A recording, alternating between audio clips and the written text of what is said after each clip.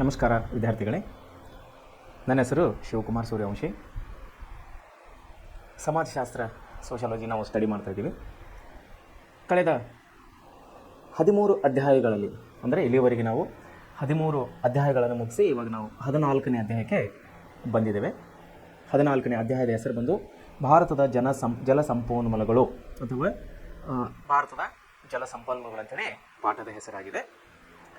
ಈ ಜಲ ಸಂಪನ್ಮೂಲಗಳಲ್ಲಿ ನಾವು ಅಂದರೆ ಈ ಪಾಠದಲ್ಲಿ ನೀರಾವರಿಯ ಮಹತ್ವ, ವಿವಿಧೋದ್ದೇಶ ನದಿ ಕಣಿವೆಗಳ ಯೋಜನೆಗಳು, ಭಾರತದ ಪ್ರಮುಖ ಜಲ ವಿದ್ಯುತ್ ಶಕ್ತಿ ಯೋಜನೆಗಳು, ರಾಷ್ಟ್ರೀಯ ವಿದ್ಯುತ್ ಜಾಲ, ನೀರಾವರಿ ವಿಧಗಳು ಮತ್ತು ಮಳೆ ನೀರು ಸಂಗ್ರಹಣೆ. ಸೊ ಈ ರೀತಿ 4 ವಿಧದಲ್ಲಿ 4+2 6 ವಿಭಾಗಗಳಲ್ಲಿ ಈ ಜಲ ಸಂಪನ್ಮೂಲಗಳನ್ನು ಅಧ್ಯಾಯವನ್ನು ನಾವು 6 ವಿಧಗಳಲ್ಲಿ ವಿಭಾಗಿಸಲ್ಪಟ್ಟಿದೆ. ಅಂದರೆ 6 ವಿಷಯಗಳ ಮೇಲೆ ಈ ಅಧ್ಯಾಯದಲ್ಲಿ ನಾವು ಅಭ್ಯಾಸ ಮಾಡೋರಾಗಿದ್ದೇವೆ. ಸೊ ವಿದ್ಯಾರ್ಥಿಗಳೇ, ವಿಶೇಷವಾಗಿ ಪ್ರೆಸೆಂಟ್ ಕ್ಲಾಸ್ನಿಂದ ಕೊಡುವಂಥ ಎಲ್ಲ ಪಾಠಗಳು, ಎಲ್ಲ ವಿಷಯಗಳು ಅತಿ ಮುಖ್ಯವಾಗಿವೆ ಅಂತೇಳಿ ನಾನು ಇನ್ನೊಂದು ಸಾರಿ ನಿಮ್ಗೆ ಹೇಳೋಕ್ಕೆ ಇಷ್ಟಪಡ್ತೇನೆ. ಯಾಕಂದರೆ ಇಲ್ಲಿ ಕೊಡುವಂಥ ಈ ಅಭ್ಯಾಸವು, ಈ ಶಿಕ್ಷಣವು ನಿಮಗೆ ಬೇರೆ ಕಡೆ ಎಲ್ಲೂ ಇಷ್ಟು ಗುಣಮಟ್ಟದಲ್ಲಿ ನಿಮಗೆ ಸಿಗೋದಿಲ್ಲ ಅಂಥೇಳಿ ನಾನು ಖಾತ್ರಿಪೂರ್ವಕವಾಗಿ ಹೇಳುತ್ತೇನೆ. ಯಾಕಂದರೆ ನಮ್ಮ ಸಂಸ್ಥೆಯ ಮುಖ್ಯಸ್ಥರು ಮತ್ತು ನಮ್ಮ ಸಂಸ್ಥೆಯ ಸಿಬ್ಬಂದಿಯವರು ನಿಮಗಾಗಿ, ಅಂದರೆ ನಿಮ್ಮ ಯಶಸ್ಸಿಗಾಗಿ ನಾವು ಪಡೆಯುತ್ತಿರುವಂಥ ಈ ಒಂದು ಪ್ರಯತ್ನವು ನಿಮಗೆ ಅನುಕೂಲವಾಗಲಿ, ವಿಶೇಷವಾಗಿ ಗ್ರಾಮೀಣ ಭಾಗದ ಮಕ್ಕಳಿಗಾಗಿ ಹಾಗೂ ಕನ್ನಡ ಮಾಧ್ಯಮದಲ್ಲಿ ಅಥವಾ ಕನ್ನಡ ಶಾಲೆಯಲ್ಲಿ ಅಥವಾ ಸರ್ಕಾರಿ ಶಾಲೆಯಲ್ಲಿ ಓದುತ್ತಿರುವ ಮಕ್ಕಳಿಗಾಗಿ ನಾವು ಈ ವಿನೂತನ ಪ್ರಯೋಗವನ್ನು ನಾವು ಮಾಡ್ತಾ ಇದ್ದೀವಿ ನಮ್ಮ ಸಂಸ್ಥೆಯ ಪರವಾಗಿ. ಸೊ ಈ ನಮ್ಮ ಪ್ರೆಸೆಂಟ್ ಕ್ಲಾಸ್ನಿಂದ ಕೊಡುವಂಥ ಪ್ರತಿಯೊಂದು ವಿಷಯಗಳು, ಪ್ರತಿಯೊಂದು ಪಾಠಗಳು ತಾವು ಒಳ್ಳೆಯ ರೀತಿಯಲ್ಲಿ ಅಭ್ಯಾಸ ಮಾಡಿ ಎಲ್ಲ ವಿಷಯಗಳನ್ನು ನೆನಪಿನಲ್ಲಿಟ್ಟುಕೊಂಡು ತಮ್ಮ ಪರೀಕ್ಷೆಯ ದೃಷ್ಟಿಯಿಂದ ಆಯಿತು, ಮುಂದೆ ನಿಮ್ಮ ವೈಯಕ್ತಿಕ ಜೀವನದ ವಿಷಯವಾಗಿ, ಅಂದರೆ ಮುಂದೆ ನಿಮ್ಮ ನೌಕರಿ ಅಂದರೆ ಕೆಲಸದ ವಿಷಯವಾಗಿ, ಸ್ಪರ್ಧಾತ್ಮಕ ಯುಗದಲ್ಲಿ ತಾವು ಸ್ಪರ್ಧೆಯಲ್ಲಿ ಯಾವುದೇ ಸಮಯದಲ್ಲಿ ತಾವು ರೆಡಿ ಇರಬೇಕಂತೇಳಿ ನಾನು ಈ ಮೂಲಕ ನಿಮ್ಮನ್ನು ಹಾರೈಸೋನಾಗಿದ್ದೇನೆ. ಸೊ ಈಗ ನಾವು ಪಾಠಕ್ಕೆ ಬರೋಣ. ವಿದ್ಯಾರ್ಥಿಗಳೇ, ಭಾರತದ ಜಲ ಸಂಪನ್ಮೂಲಗಳು. ಜಲ ಅಂದರೆ ನೀರು, ನಿಮಗೆಲ್ಲ ಗೊತ್ತಿದ್ದ ವಿಷಯ. ಹಾಗೆ ಮೊದಲನೇದಾಗಿ ನಾವು ಪಾಠದ ಒಂದು ಹೆಡ್ಲೈನ್ ಏನಂತೀವಿ, ಪಾಠದ ಒಂದು ಪ್ರಮುಖವಾದ ವಿಷಯವನ್ನು ನಾವು ತಿಳ್ಕೊಂಡು ಮುಂದೆ ಹೋದರೆ ನಮಗೆ ಪಾಠವನ್ನು ಓದಿಕೊಳ್ಳಲಿಕ್ಕೆ ಅಥವಾ ನಮಗೆ ಅರ್ಥ ಮಾಡಿಕೊಳ್ಳಲಿಕ್ಕೆ ಈಸಿ ಆಗುತ್ತದೆ. ಸೊ ಜಲ ಸಂಪನ್ಮೂಲಗಳು, ನಾವು ನಿನ್ನೆ ಮಣ್ಣಿನ ವಿಧಗಳು ನೋಡಿದ್ದೀವಿ, ಮೊನ್ನೆ ಪ್ರಾಕೃತಿಕ ಲಕ್ಷಣಗಳು ಓದಿದ್ದೀವಿ, ಮೊನ್ನೆ ನಾವು ಭೌಗೋಳಿಕ ಲಕ್ಷಣಗಳನ್ನು ಓದಿದ್ದೀವಿ. ಸೊ ಭೌಗೋಳಿಕವಾಗಿ ಆಯಿತು, ಮಣ್ಣಿನಿಂದ ಆಯಿತು, ಆಮೇಲೆ ಪ್ರಾಕೃತಿಕ ಲಕ್ಷಣಗಳಿಂದಾಯಿತು. ಇವೆಲ್ಲವೂ ಏನವಂದರೆ ಮನುಷ್ಯನಿಗೆ ತುಂಬ ಮುಖ್ಯವಾದಂಥ ವಿಷಯಗಳು, ಮನುಷ್ಯನ ಜೀವನಕ್ಕೆ. ಮನುಷ್ಯನೇ ಅಂತಿಲ್ಲ, ವಿಶೇಷವಾಗಿ ನೀರು ಏನಿದೆ, ಜಲ ಇದು ಸಂಪನ್ಮೂಲ, ಇದು ಕೇವಲ ಮನುಷ್ಯನೇ ಅಲ್ಲ, ಇದು ಪ್ರಾಣಿ ಪಕ್ಷಿಗಳಿಗೆ ಕೂಡ ಅತಿ ಮುಖ್ಯವಾಗಿದೆ, ಕೈಗಾರಿಕೆಗಳಿಗೆ ಕೂಡ ಅತಿ ಮುಖ್ಯವಾಗಿದೆ. ಸೊ ಎಲ್ಲ ವಿಧದಲ್ಲಿ ನೋಡಬೇಕಾದ್ರೆ ಜಲವು ಅತಿ ಮುಖ್ಯವಾದಂಥ ವಿಷಯ ಅಂತೇಳಿ ನಾನು ಹೇಳಕ್ಕೆ ಇಷ್ಟಪಡ್ತೇನೆ. ಒಂದು ಮಾನವ ಜೀವನ ದೃಷ್ಟಿಯಿಂದ ಆಯಿತು, ಅಥವಾ ಒಂದು ರಾಜ್ಯದ ಅಭಿವೃದ್ಧಿಗಾಯಿತು, ಅಥವಾ ಒಂದು ದೇಶದ ಅಭಿವೃದ್ಧಿಗಾಯಿತು, ನಾವು ಒಟ್ಟಾರೆ ಹೇಳೋದೇ ಜಾಗತಿಕವಾಗಿ ಸರ್ವತೋಮುಖ ಅಭಿವೃದ್ಧಿ ಅಂತ ಕರಿತೇವೆ. ಅಂದರೆ ಮನುಷ್ಯನ ಜೀವನ ಬಂತು, ಕೈಗಾರಿಕೆಗಳ ಅಭಿವೃದ್ಧಿ ಬಂತು, ಕೃಷಿ ಅಭಿವೃದ್ಧಿ ಬಂತು, ಇನ್ನಿತರ ಎಲ್ಲ ಕೆಲಸಗಳನ್ನು ನಾವು ಹೋಟೆಲ್ ಉದ್ಯಮಗಳು, ಸೇವಾ ಕ್ಷೇತ್ರಗಳು, ನಾವು ಯಾವುದೇ ಒಂದು ಕ್ಷೇತ್ರಗಳಿಗೆ ಹೋದಾಗ ನಮಗೆ ನೀರು ಇಲ್ಲದೆ ನಡೆಯುವುದಿಲ್ಲ ಕೆಲಸ. ಯಾಕಂದರೆ ನೀರು ಏನಂದರೆ ಸಾರ್ವತ್ರಿಕ ಒಂದು ವಸ್ತು ಅಂತೇಳಿ ನಾವು ಕರೆಯೋರಾಗಿದ್ದೇವೆ. ಸಾರ್ವತ್ರಿಕ ವಸ್ತು ಅಂದರೆ ಎಲ್ಲರಿಗೂ ಬೇಕಾಗುವಂಥ ವಸ್ತು ಇದು ನೀರು. ಕೆಲವೊಂದು ವಸ್ತುಗಳು ಕೆಲವೊಂದಿಗೆ ಬೇಕಾಗದೇ ಜೀವನ ನಡೀಬಹುದು, ಕೆಲವೊಂದು ವಸ್ತುಗಳು ಇಲ್ಲದೇ ಕೆಲವೊಬ್ಬರಿಗೆ ಜೀವನ ನಡೀಬಹುದು. ಆದರೆ ನೀರು ಇಲ್ಲ, ಜಲ ಸಂಪನ್ಮೂಲ ಶಕ್ತಿ ಇಲ್ಲ ಅಂದರೆ ಮನುಷ್ಯನ ಯಾವುದೇ ಕೆಲಸಗಳು ನಡೆಯೋದಿಲ್ಲ. ಅದಕ್ಕಾಗಿ ಜಲ ಸಂಪನ್ಮೂಲ ಮನುಷ್ಯನಿಗೆ, ಒಂದು ದೇಶಕ್ಕೆ, ಒಂದು ರಾಜ್ಯಕ್ಕೆ ಅತಿ ಮುಖ್ಯವಾದಂಥ ಸಂಪನ್ಮೂಲವಾಗಿದೆ. ಸೊ ಈ ಒಂದು ಪಾಠದಲ್ಲಿ ನಾವು 6 ವಿಷಯಗಳ ಬಗ್ಗೆ ನಾವು ವಿಶೇಷವಾಗಿ ಅಧ್ಯಯನ ಮಾಡುವರಾಗಿದ್ದೇವೆ. ಒಂದನೇದಾಗಿ ನೀರಾವರಿಯ ಮಹತ್ವ, ಎರಡನೇದಾಗಿ ವಿವಿಧ ಉದ್ದೇಶ ನದಿ ಕಣಿವೆ ಯೋಜನೆಗಳು. ವಿವಿಧ ಉದ್ದೇಶ ನೋಡಿ, ಒಂದೇ ಉದ್ದೇಶ ಅಲ್ಲ, ಒಂದೇ ಉದ್ದೇಶ ಇದ್ದರೆ ಮಾತು ಬೇರೆ ಆಗ್ತಿತ್ತು. ಇಲ್ಲಿ ವಿವಿಧ ಉದ್ದೇಶಗಳಿಂದ ಕೂಡಿದಂಥ ನೀರಿನ ಉಪಯೋಗ ಆಗಿದೆ. ಮೂರನೇದಾಗಿ ಭಾರತದ ಪ್ರಮುಖ ಜಲ ವಿದ್ಯುತ್ ಶಕ್ತಿ ಯೋಜನೆಗಳು. ಜಲ ವಿದ್ಯುತ್ ಶಕ್ತಿ ಅಂದರೆ ಜಲದಿಂದ, ಅಂದರೆ ನೀರಿನಿಂದ ತಯಾರು ಮಾಡುವಂಥ ಕರೆಂಟ್ ಅಂತ ನಾವು ಕರಿತೀವಲ್ಲ. ಉದಾಹರಣೆಗೆ ಶಿವನ ಸಮುದ್ರದಲ್ಲಿ ನಮ್ಮ ಜಲ ವಿದ್ಯುತ್ ಉತ್ಪಾದನಾ ಕೇಂದ್ರ ಇದೆ, ಶಿವನ ಸಮುದ್ರದಲ್ಲಿ. ಸೊ ಆ ರೀತಿಯಾಗಿ. ಆಮೇಲೆ ರಾಷ್ಟ್ರೀಯ ವಿದ್ಯುತ್ ಜಾಲ, ನೋಡಿರಿ, ನೀರಿನಿಂದ ಕರೆಂಟನ್ನು ತಯಾರು ಮಾಡ್ತೀವಿ. ಅದು ಎಷ್ಟು ಜಾಲ ಇದೆ ಅಂದರೆ ಎಷ್ಟು ಪ್ರಮಾಣದಲ್ಲಿ ನಾವು ದೇಶದಲ್ಲಿ ಜಲದಿಂದ ವಿದ್ಯುತ್ತನ್ನು ನಾವು ತಯಾರು ಮಾಡ್ತಾ ಇದ್ದೀವಿ, ಅದರ ಬಗ್ಗೆ. ಆಮೇಲೆ ನೀರಾವರಿಯ ವಿಧಗಳು, ನೀರಾವರಿಯಲ್ಲಿ ಎಷ್ಟು ಪ್ರಕಾರದ ವಿಧಗಳಿವೆ. ಆಮೇಲೆ ಮಳೆ ನೀರಿನ ಸಂಗ್ರಹಣೆ. ಸೊ ಈ ರೀತಿಯಾಗಿ ಏನಪ್ಪ ಅಂದ್ರೆ ಮನುಷ್ಯನಿಗೆ 4+2 6 ವಿಧಗಳಿಂದ ಈ ನಮ್ಮ ಜಲ ಸಂಪನ್ಮೂಲ ಪಾಠವನ್ನು ನಾವು ವಿಂಗಡಿಸಲಾಗಿದೆ. ಸೊ ನಾವು ಪಾಠಕ್ಕೆ ಬರೋಣ. ಒಂದು ವಿಷಯನ ತಾವು ನೆನಪಿನಟ್ಟುಕೊಡ್ಬೇಕು, ಏನಂದರೆ ನದಿಗಳ ಮೂಲಕ ಹರಿಯುವ ನೀರಿನ ಪ್ರಮಾಣ. ಅಂದರೆ ನದಿಗಳ ನದಿ ಅದಕ್ಕಂತೀವಿ ನಾವು ನೋಡಿ, ನದಿ ಅಂದರೆ ಹರಿಯುವ ನೀರಿನ ಪ್ರಮಾಣ. ನದಿ ಅಂದರೆ ಹರಿಯುವ ನೀರು. ಹರಿಯುವ ನೀರಿಗೆ ನಾವು ನದಿ ಅಂತೇಳಿ ಕರಿತೀವಿ. ಹರಿಯುವ ನೀರಿಗೆ ನದಿ ಅಂತ ಕರಿತೀವಿ. ಆಮೇಲೆ ಕೆರೆ ಎದಕ್ಕೆ ಕರಿತೀವಿ ಅಂದರೆ ನಿಂತ ನೀರಿಗೆ ನಾವು ಕೆರೆ ಅಂತ ಹೇಳಿ ಕರೆಯಲಾಗಿದ್ದೇವೆ. ಸೊ ಕೆರೆಯಲ್ಲಿ ನೀರು ಸ್ಟಾಕ್ ಇರ್ತದೆ. ಕೆರೆಯಲ್ಲಿ ನೀರು ಸ್ಟಾಕ್ ಮಾಡ್ಕೊಂಡಿರ್ತೀವಿ, ಅದನ್ನು ನಾವು ಕೆರೆ ಅಥವಾ ಟ್ಯಾಂಕ್ ಅಂತ ಹೇಳಿ ಕರಿತೀವಿ ಇಂಗ್ಲೀಷ್ನಲ್ಲಿ. ನದಿ ಅಂದರೆ ಹರಿಯುವ ನೀರು. ನದಿಯಲ್ಲಿ ನೀರು ಎನಿ ಟೈಮ್ ಕಂಟಿನ್ಯೂಸ್ಲಿ ನೀರು ಹರಿತಾ ಇರ್ತದೆ, ಅದಕ್ಕೆ ನಾವು ನದಿ ಅಂತ ಹೇಳಿ ಕರೆಯೋರಾಗಿದ್ದೇವೆ.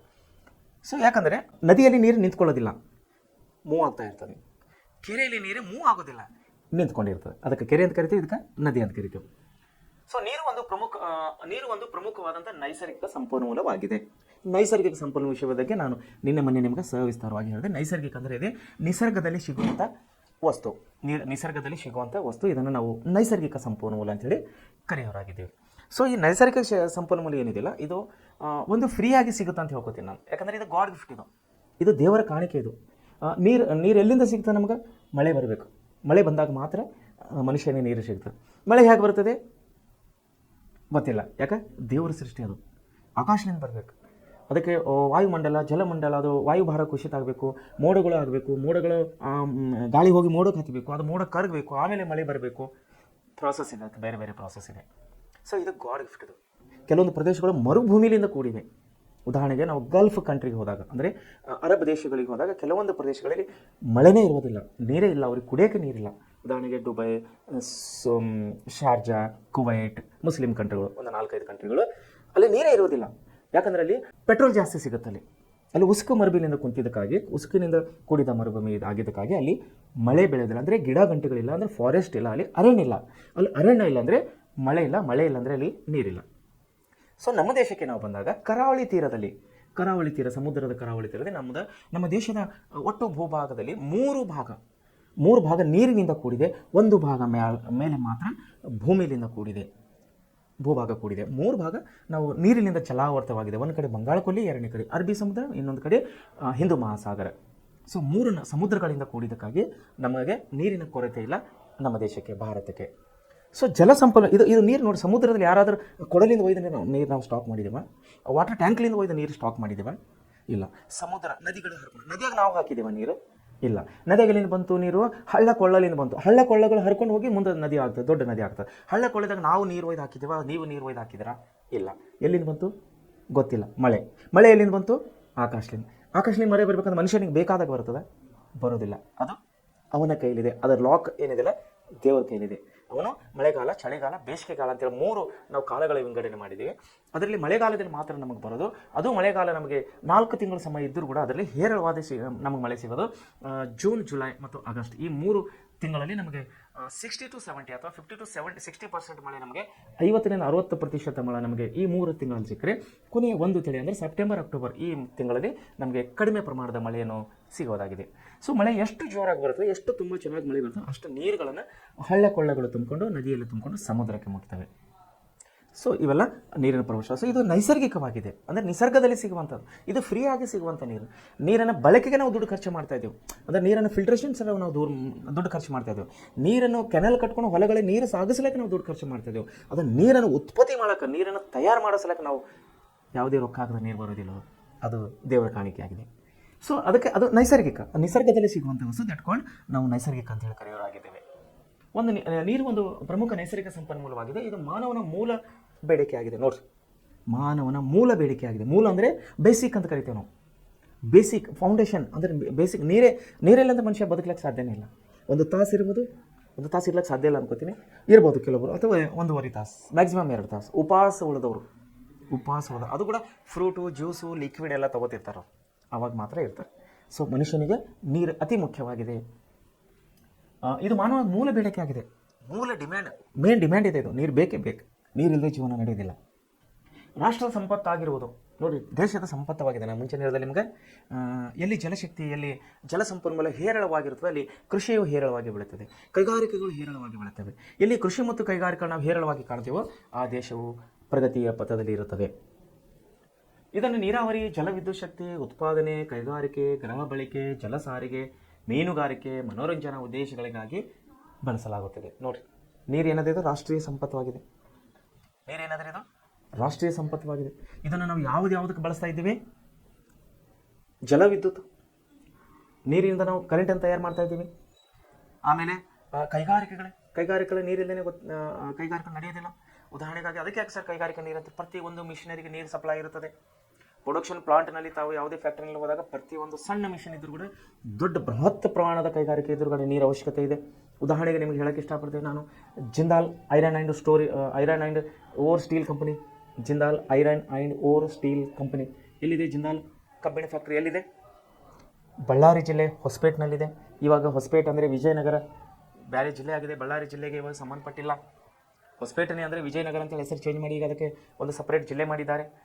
ಪಕ್ಕದಲ್ಲೇ ಅಂದರೆ ಬಳ್ಳಾರಿ ಪಕ್ಕದಲ್ಲಿ ತೋರಣಗಲ್ ಹತ್ರ ತಾವು ಒಂದೆಡೆ ಬಳ್ಳಾರಿಗೆ ಯಾವಾಗಾರ ಟ್ರೈನ್ನಲ್ಲಿ ಅಥವಾ ಬಸ್ನಲ್ಲಿ ಹೋದರೆ ನೋಡ್ಬೋದು. ತುಂಬ ಮನಮೋಹಕವಾದಂಥ ತುಂಬ ದೊಡ್ಡ ಪ್ರಮಾಣದ ಬೃಹತ್ ಪ್ರಮಾಣದ ಕೈಗಾರಿಕೆ ಆಗಿದೆ. ನನಗೆ ಮಾಹಿತಿ ಇದ್ದಾಗೆ 5,000 ಎಕರೆ ಜಮೀನು ಸರ್ಕಾರ ಅವರಿಗೆ ಕೊಟ್ಟಿದೆ.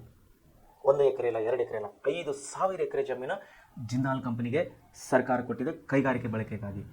ಸೊ ಅಷ್ಟು ದೊಡ್ಡ ಪ್ರಮಾಣದ ಒಂದು ಕೈಗಾರಿಕೆ ಅಂದರೆ ಕಬ್ಬಿಣವನ್ನು ತಯಾರು ಮಾಡ್ತಾರಲ್ಲ, ಐರನ್ ಆ್ಯಂಡ್ ಓರ್ ಸ್ಟೀಲ್ ಅಂತ ಹೇಳಿ ಏನಾಗುತ್ತೆ, ಕಬ್ಬಿಣ ಸ್ಟೀಲನ್ನು ತಯಾರು ಮಾಡ್ತಾರೆ. ಯಾಕೆ ಹಾಕಿದ್ರು ಅವರು ಅಂದರೆ ಕಚ್ಚಾ ಮಾಲ್, ಅಂದರೆ ನಾವು ರಾ ಮಟೀರಿಯಲ್ ಅಂತ ಕರಿತೀವಿ ಇಂಗ್ಲೀಷ್ನಲ್ಲಿ. ಕಚ್ಚಾ ಮಾಲ್ ಅಂದರೆ ಕಬ್ಬಿಣ ತಯಾರಿಕೆಗೆ ಏನು ಕಚ್ಚಾ ವಸ್ತು ಬೇಕಲ್ಲ ಅದನ್ನು ಎಲ್ಲಿ ಸಿಗುತ್ತೆ ಅಂದರೆ ಅಲ್ಲೇ ಬಳ್ಳಾರಿ ಜಿಲ್ಲೆಯಾದಂಥ ಸಂಡೂರು, ಹೊಸಪೇಟೆ, ಕೂಡ್ಲಿಗಿ, ಕೊಟ್ಟೂರು ಅಲ್ಲಿ ಸುತ್ತಮುತ್ತಲಿನ ಪ್ರದೇಶದಲ್ಲಿ ಮಣ್ಣಿನಲ್ಲಿ ಕಬ್ಬಿಣ ಮಿಶ್ರಿತ ಇದೆ. ಅಲ್ಲಿ ಮಣ್ಣಿನ ನೀವು ಬಣ್ಣ ನೋಡಿದ್ರೆ ಅಂದರೆ ಮಣ್ಣಿನ ಕಲರ್ ನೋಡಿದ್ರೆ ನಿಮಗೆ ಗೊತ್ತಾಗುತ್ತೆ ಅದು ಕಬ್ಬಿಣ ರೂಪದಲ್ಲಿ, ಅಂದರೆ ಕಬ್ಬಿಣದ ಬಣ್ಣ ರೂಪದಲ್ಲಿ ಅಲ್ಲಿನ ಮಣ್ಣಿದೆ. ಸೊ ಮೈನಿಂಗ್ ಅಂತೇಳಿ ಕರಿತೀವಿ ನಾವು, ಗಣಿ ಅಂತೇಳಿ ಕರಿತೀವಿ. ಇವಾಗ ಬಳ್ಳಾರಿ ಜಿಲ್ಲೆಗೆ ಗಣಿ ಜಿಲ್ಲೆ ಅಂತೇಳಿ ಕರೀತಾರೆ. ಗಣಿ ದಣಿಗಳು ಅಂತೇಳಿ ಕಾಮಿಡಿಯಾಗಿ ಮಾತಾಡ್ತಾರೆ ಅಲ್ಲಿ ಲೋಕಲ್ ಪರ್ಸನ್. ಏನಪ್ಪ ಗಣಿ ದಣಿ ಚೆನ್ನಾಗಿದೆಯಪ್ಪ, ದಣಿ ಏನಪ್ಪ ದಣಿ ಚೆನ್ನಾಗಿದೆಯಾ? ಸೊ ಅಲ್ಲಿ ಲೋಕಲ್ವಾದಂಥ ಆಡಿಕೊಳ್ಳುವಂಥ ಭಾಷೆ ಅದು ಗಣಿ ಜಿಲ್ಲೆಯಲ್ಲಿ. ಸೊ ಹೊಸಪೇಟೆ ಕೂಡ ಇವಾಗ ಸಪ್ರೇಟ್ ಜಿಲ್ಲೆ ಮಾಡಿದ್ದಕ್ಕಾಗಿ ತೋರಣಗಲ್ನಲ್ಲಿ Jindal iron and ore steel company ಇದೆ. ಅಲ್ಲಿ ಅದಕ್ಕೆ ನೀರು ಬೇಕು, ತುಂಬ ಪ್ರಮಾಣದ ನೀರು ಬೇಕು. ಅಂದರೆ ಮಣ್ಣನ್ನು ಏನು ಮಾಡ್ತಾರೆ, ಕಚ್ಚಾ ಮಟೀರಿಯಲ್ ಆದಂಥ ಮಣ್ಣನ್ನು ಬಹುಶಃ ಅಂಡರ್ ಪ್ರೋಸೆಸ್ ಒಳಗೆ ಹೇಗಿದೆ ನಾನು ನೋಡಿಲ್ಲ, ಅದು ಹೊರಗಿದ್ದು ನೋಡೀನಿ. ಅದನ್ನು ಪೂರ ನೀರನ್ನು ಫಿಲ್ಟರ್ ಮಾಡಿ, ಇದು ಮಣ್ಣು ಕಬ್ಬಿಣ ಅದಿರೋದಂಥ ಮಣ್ಣನ್ನು ಫಿಲ್ಟರ್ ಮಾಡಿ ಅದರ ವೇಸ್ಟೇಜ್ ಎಲ್ಲ ಒಂದು ಸೈಡ್ ತೆಗೆದ್ಮೇಲೆ ಕಬ್ಬಿಣ ಅಂಶನೇ ಒಂದು ಸೈಡ್ ಬರ್ತದೆ. ಅದನ್ನು ಕಬ್ಬಿಣ ತಯಾರು ಮಾಡಿದಾಗ ಅದನ್ನು ದೊಡ್ಡ ಪ್ರಮಾಣ, ಚಿಕ್ಕ ಪ್ರಮಾಣ, ರಾಡ್ಸ್ಗಳು, ಸೀಟ್ಗಳು, ಹೀಗೆ ವಿಧವಾದಂಥ ಅಲ್ಲಿ ಕಬ್ಬಿಣಗಳನ್ನು ತಯಾರು ಮಾಡ್ತಾರೆ. ರಾಡ್ಸ್ಗಳು, ದೊಡ್ಡ ಆ್ಯಂಗಲ್ಸ್ಗಳು ತಯಾರು ಮಾಡ್ತಾರೆ. ಅದನ್ನು ಬೆಂಕಿಯಲ್ಲಿ ಕಾಸ್ತಾರೆ. ಅಂದರೆ ಅದು ಕಬ್ಬಿಣದ ಅದಿರನ್ನು ಕಾಸ್ತಾರೆ. ಕಾಶಿ ಮೇಲೆ ಏನಾಗ್ತದೆ, ಕಬ್ಬಿಣ ಮತ್ತು ಉಕ್ಕು ನೀರಿನ ಥರ ಆಗ್ತದೆ. ಹೇಗೆಂದರೆ ಬಂಗಾರನ ಕಾಯ್ದ ಮೇಲೆ ಹೇಗಾಗ್ತದಲ್ಲ ನೀರಿನ ಥರ ಲಿಕ್ವಿಡ್ ಆಗುತ್ತಲ್ಲ, ಸೇಮ್ ಅದು ಕೂಡ ಅದಿರು ಕೂಡ ಏನಾಗ್ತದೆ, ಕಬ್ಬಿಣ ಕೂಡ ಏನಾಗ್ತದೆ, ನೀರಿನ ಥರ ಆದಮೇಲೆ ಅದನ್ನು ಶೇಪ್ ಕೊಟ್ಟಿರ್ತಾರೆ, ಅದಕ್ಕೆ ಶೇಪ್, ಒಂದು ಆಕಾರನ ಕೊಟ್ಟಿರ್ತಾರೆ. ಆ ಆಕಾರ ಆಗಿ ಹೊರಗೆ ಪ್ರೊಡಕ್ಷನ್ ಆಗಿ ಹೊರಗೆ ಬರೋದಾಗ ಮೇ ಬಿ ಅದಕ್ಕೆ ನೀರು ಹಾಕ್ತಾರಂತ ನಾನು ಅಂದ್ಕೊಂಡಿದ್ದೀನಿ. ಯಾಕಂದರೆ ಈಗ ನಾವು ಒಂದು ಕಂಬಾರ ನಮ್ಮ ಕುಡುಗಿಲು ಆಮೇಲೆ ಕೊಡ್ಲಿ ಮಾಡ್ತಾರೆ, ನೋಡಿದ್ದೀವಿ. ಅಕ್ಸಾಲಿಗರ ಅಂತೀವಿ ನಾವು ಈ ಕಡೆ, ಅಕ್ಸಾಗಲಿಲ್ಲ, ಕಂಬಾರ ಅಂತೀವಿ ನಮ್ಮ ಸೈಡೆ. ಅದನ್ನು ಕಂಬಾರ ಕೊಡ್ಲಿಯನ್ನು ಚೂಪ್ ಮಾಡುವಾಗ, ಕೊಡ್ಲಿಯನ್ನು ಚೂಪ್ ಮಾಡೋದು ಬಹುಶಃ ನೀವು ನೋಡಿರ್ತೀರಿ, ಕುಡುಗಿಲನ್ನು ಚೂಪ್ ಮಾಡೋದು ನಾವು ನೋಡಿರ್ತೀರಿ ತಾವು. ಅಲ್ಲೇನು ಮಾಡ್ತಾರೆ, ಅದು ಬೆಂಕಿಯಲ್ಲಿ ಇಡ್ತಾರೆ. ಕೊಡ್ಲಿ ಎಲ್ಲ ಬೆಂಕಿಯಲ್ಲಿಟ್ಟು ಅದು ಮೂತಿ ಅಂದರೆ ಮುಖ ಅನ್ನೋದು ಏನು ಮಾಡ್ತಾರೆ, ಅದು ಕರಗ್ತದೆ, ಅದು ಕೆಂಪದಾಗ್ತವೆ. ಆಮೇಲೆ ಅದಕ್ಕೆ ಹತೋಡಿನಿಂದ ಹ್ಯಾಮರಿಂದ ಹೊಡೆದು ಚೂಪ್ ಮಾಡಿ ಅದಕ್ಕೆ ಏನು ಮಾಡಬೇಕು, ಕಬ್ಬಿಣದ ಪರವಾಗಿ ಏನೇನು ಮಾಡಬೇಕು ಮಾಡಿದ್ಮೇಲೆ ನೀರಲ್ಲಿ ಇಡ್ತಾರೆ. ಅದು ಯಾಕೆ, ಅದಕ್ಕೆ ಟೆಂಪರ್ ಬರ್ತದೆ. ಟೆಂಪರ್ ಅಂದರೆ ಹಾರ್ಡ್ನೆಸ್ ಅಂತೀವಿ ನಾವು, ಹಾರ್ಡ್ನೆಸ್, ಗಟ್ಟಿತನ ಬರ್ತದೆ ಅದಕ್ಕೆ.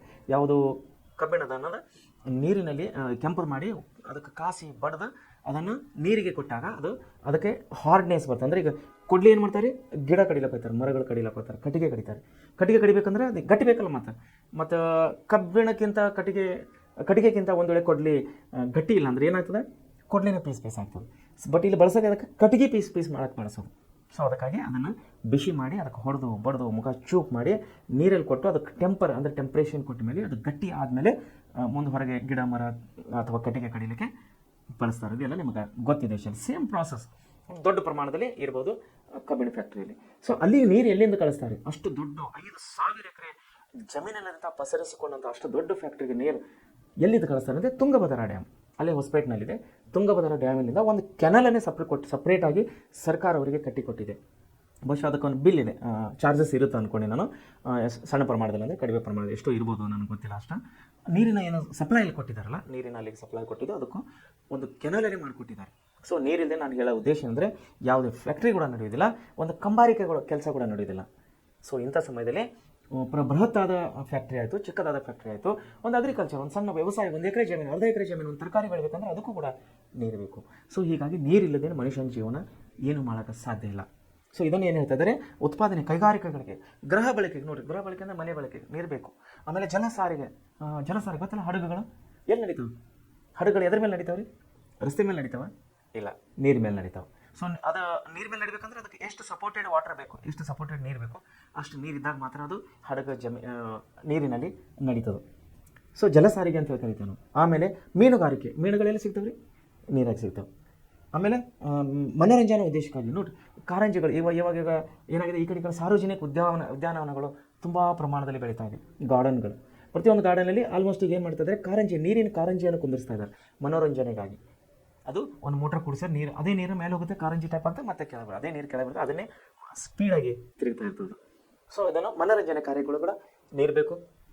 ಹೀಗೆ ಹಲವು ಕೆಲಸಗಳಿಗೆ, ಪ್ರತಿಯೊಂದು ಯಾವುದೇ ಕೆಲಸ ಇದ್ರೂ ಕೂಡ ನೀರಿಲ್ಲದೇ ಕೆಲಸ ಇಲ್ಲ. ಇವನು ಮನುಷ್ಯ ಸತ್ತ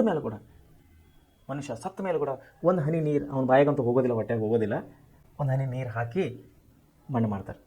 ಸೊ ನಾನು ಹೇಳೋ ಉದ್ದೇಶ ಅಂದರೆ ಮನುಷ್ಯ ಬದುಕಿದ್ದಾಗಿಲ್ಲ, ಸತ್ತಾಗ ಕೂಡ ಮನುಷ್ಯನಿಗೆ ನೀರಿನ ಅವಶ್ಯಕತೆ ಇದೆ. ವಿದ್ಯಾರ್ಥಿ ಪ್ರಿಯರೇ, ತಾವು ಒಳ್ಳೆ ರೀತಿಯಲ್ಲಿ ನೆನಪನ್ನು ಇಟ್ಕೋಬೇಕು ಈ ವಿಷಯಗಳು.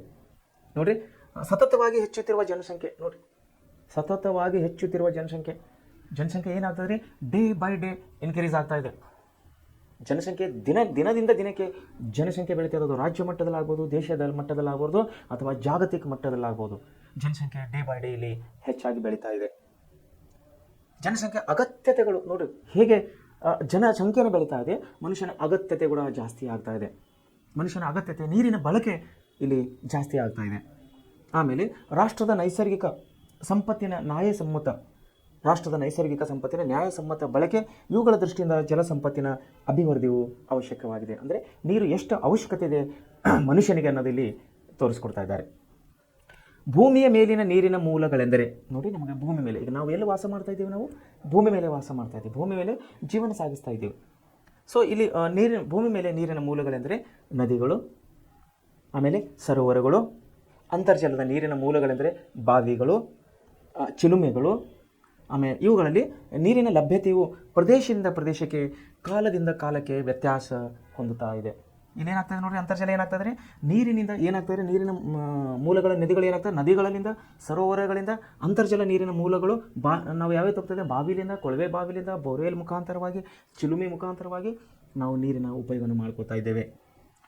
ಪ್ರದೇಶದಿಂದ ಪ್ರದೇಶಕ್ಕೆ, ಕಾಲದಿಂದ ಕಾಲಕ್ಕೆ ವ್ಯತ್ಯಾಸವನ್ನು ಕಾಣ್ತಾ ಇದ್ದೇವೆ. ನೋಡಿ ಈಗ ನಾವು ಧಾರವಾಡನಲ್ಲಿ ನಾವು ಬೋರ್ ಹಾಕಿದಾಗೆ ನನಗೆ ಮಾಹಿತಿ ಇದ್ದ ಪ್ರಕಾರ 150-200 ಒಳಗಡೆ ಫೂಟ್ ನೀರು ಹೊಡೆದ್ರೆ ಇಲ್ಲಿ ಬೋರ್ ಹಾಕಿದ್ರೆ ಇಲ್ಲಿ ನೀರು ಬರ್ತದೆ. ಅದನ್ನೇ ನಾವು ಬೀದರ್ ಜಿಲ್ಲೆ, ಗುಲ್ಬರ್ಗ ಜಿಲ್ಲೆಗೆ ಹೋದಾಗ 600-700 ಅಡಿ ಬೋರ್ ಭೂಮಿ ಕೊರಿದ್ರು ಕೂಡ ಅಲ್ಲಿ ನೀರು ಸಿಗೋದಿಲ್ಲ. ಗುಲ್ಬರ್ಗ ಜಿಲ್ಲೆ, ಬೀದರ್ ಜಿಲ್ಲೆ, ರಾಯಚೂರು ಜಿಲ್ಲೆ, ಯಾಕಂದರೆ ನೀರಿನ ಕೊರತೆ, ಆಳವಾದಂಥ ನೀರಿನ ಲಭ್ಯತೆ ಅಲ್ಲಿ ಬೇರೆ ಆಗಿದೆ. ಸೊ ಅದಕ್ಕಾಗಿ ಏನು ಹೇಳ್ತಾರೆ ಇಲ್ಲಿ, ಪ್ರದೇಶದಿಂದ ಪ್ರದೇಶಕ್ಕೆ, ಕಾಲದಿಂದ ಕಾಲಕ್ಕೆ ನೀರಿನ ಇಲ್ಲಿ ನಾವು ವ್ಯತ್ಯಾಸವನ್ನು ಕಾಣುವರಾಗಿದ್ದೇವೆ. ಆಮೇಲೆ ಭಾರತದಲ್ಲಿ ಮಳೆಯು ಅನಿಶ್ಚಿತತೆ, ನೋಡಿರಿ ಭಾರತದಲ್ಲಿ ಮಳೆ ಏನಿದ್ರೆ ಅನಿಶ್ಚಿತತೆ. ಇವತ್ತು ಧಾರವಾಡನಲ್ಲಿ ಮಳೆ ಇರ್ತದೆ, ನಾಳೆ ಬೀದರ್ನಲ್ಲಿ ಇರೋದಿಲ್ಲ, ಬೀದರ್ನಲ್ಲಿ ಮಳೆ ಇರ್ತದೆ, ಬೆಳಗಾಂನಲ್ಲಿ ಇರೋದಿಲ್ಲ, ಬೆಳಗಾಂನಲ್ಲಿ ಇರ್ತದೆ, ಮೈಸೂರಿನಲ್ಲಿ ಇರೋದಿಲ್ಲ. ಅಂದರೆ ನಿಶ್ಚಿತವಾಗಿ ಇರೋದಿಲ್ಲ. ಇವತ್ತು ಇಡೀ ಜಗತ್ತು ತುಂಬ, ಇಡೀ ದೇಶ ತುಂಬ, ಇಡೀ ರಾಜ್ಯ ತುಂಬ, ಇವತ್ತು ಇಡೀ ಜಿಲ್ಲೆ ತುಂಬ, ಎಲ್ಲ ಊರುಗಳಿಗೆ ಮಳೆ ಬರ್ತದೆ ಅಂತೇಳಿ ಹೇಳೋಕ್ಕೆ ಆಗೋದಿಲ್ಲ. ಯಾಕಂದರೆ ಅನಿಶ್ಚಿತತೆ ಅಂತೇನೋ, ಅಂದರೆ ನಿಶ್ಚಿತವಾಗಿ ಅದು ಕನ್ಫರ್ಮ್ ಆಗಿ ಹೇಳಕ್ಕೆ ಬರೋದಿಲ್ಲ ಇವತ್ತು ಎಲ್ಲ ಕಡೆ ಮಳೆ ಬರುತ್ತೆ ಅಂಥೇಳಿ. ಆಮೇಲೆ ಅಸಮಾನ ಮತ್ತು ಅಸಮಾನ ಹಾಗೂ ನಿಯತಕಾಲಿಕವಾಗಿರೋದ್ರಿಂದ, ಅಂದರೆ ಸಮಾನತೆ ಇಲ್ಲ, ಮಳೆ ಎಲ್ಲ ಕಡೆ ಇವತ್ತು ಬರುತ್ತೆ ಅಂತೇಳಿ ಗ್ಯಾರಂಟಿ ಇಲ್ಲ. ಹಾಗೂ ನಿಯತಕಾಲಿಕ ಆಗಿರೋದ್ರಿಂದ ವ್ಯವಸಾಯ ಮಾಡಲು ಕಾಲುವೆ, ಕೆರೆ ಹಾಗೂ ಬಾವಿ ನೀರಾವರಿಗಳನ್ನು ಅವಲಂಬಿಸಿದ್ದೇವೆ. ಸೊ ನೀರಿನ ಅಸ್ಥಿತತೆ, ನೀರಿನ ಪರ್ಫೆಕ್ಟ್ ನಮಗೆ ಇವತ್ತು ಬರ್ತದೆ ಗೊತ್ತಿಲ್ಲ ಸಲುವಾಗಿ ನಮ್ಮ ದೇಶದ ರೈತ ಅಂದರೆ ನಾವು ಎದರ ಮೇಲೆ ನಾವು ಡಿಪೆಂಡ್ ಆಗಿದ್ದೀವಿ, ಬಾವಿಗಳು, ಕೆರೆಗಳು, ನದಿಗಳು, ಡ್ಯಾಮ್ಗಳು ಮತ್ತು ಬೋರ್ವೆಲ್ ಎಷ್ಟೋ ಸುಮಾರು ಚಿಕ್ಕ ಪುಟ್ಟ ರೈತರು, ಅಂದರೆ 5 ಎಕರೆ, 6 ಎಕರೆ, 8 ಎಕರೆ, 10 ಎಕರೆ, ಬಹುಶಃ 10 ಎಕರೆ ಬೋರ್ ಸಾಕಾಗಲ್ಲ ಅನ್ಕೋತೀನಿ. 2-5 ಎಕರೆ, 3 ಎಕರೆ, 4 ಎಕರೆ ಜಮೀನು ಚಿಕ್ಕ ಪುಟ್ಟ ನೀರಾವರಿ ಮಾಡೋರಿಗೆ ಅವರು ಬೋರ್ವೆಲ್ ಮೇಲೆ ಡಿಪೆಂಡ್ ಆಗಿದ್ದಾರೆ. ಸೊ ಈ ರೀತಿಯಾಗಿ ಮನುಷ್ಯನಿಗೆ ನೀರಿನ ತುಂಬ ಅವಶ್ಯಕತೆ ಇದೆ ಅಂತೇಳಿ ನಾನು ನಿಮ್ಮನ್ನು ಹೇಳಕ್ಕೆ ಇಷ್ಟಪಡ್ತೀನಿ. ನೀರಾವರಿ ಅಂದರೆ ವ್ಯವಸಾಯದ ಭೂಮಿಗೆ ಕೃತಕವಾಗಿ, ನೋಡಿರಿ ನೀರಾವರಿ ಅಂದರೆ ಏನು ರೀ, ಯಾರು ಹೇಳ್ತೀರಿ ನೀರಾವರಿ ಅಂದರೆ ಏನಂದರೆ, ಎದಕ್ಕೆ ನಾವು ನೀರಾವರಿ ಅಂತ ಕರಿತೀವಿ?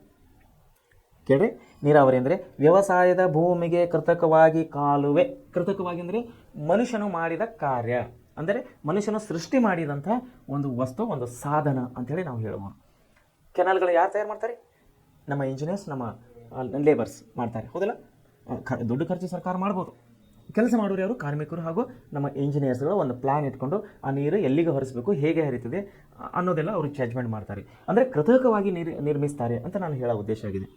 ಸೊ ಏನಾಗಿದೆ, ಕೃತಕವಾಗಿ ವ್ಯವಸಾಯದ ಭೂಮಿಗೆ ಕೃತಕವಾಗಿ ಕಾಲುವೆ, ಬಾವಿ ಮತ್ತು ಕೆರೆಗಳಿಂದ ನೀರು ಸರಬರಾಜು ಮಾಡುವುದಕ್ಕೆ ನಾವು ಏನಂತ ಇದ್ದೇವೆ? ವ್ಯವಸಾಯ ಅಂತೇಳಿ ಕರಿತಾ ಇದ್ದೇವೆ, ಅಥವಾ ನೀರಾವರಿ ಅಂತೇಳಿ ನಾವು ಕರಿತಾ ಇದ್ದೇವೆ. ನೋಡ್ರಿ, ನೀರಾವರಿ ಅಂದರೆ ಏನು, ಎದಕ್ಕಂತಾರೆ ನೀರಾವರಿ? ಕೃತಕವಾಗಿ ಕಾಲುವೆ, ಕೃತಕವಾದಂಥ ಸಾಧನ ಅಂತೇಳಿ ನಾವು ಕರಿತೇವೆ. ಕೃತಕವಾದ ನೀರಿನ ಸಾಗಾಣಿಕೆ, ಕೃತಕವಾದ ನೀರಿನ ಸಾಗಾಣಿಕೆ.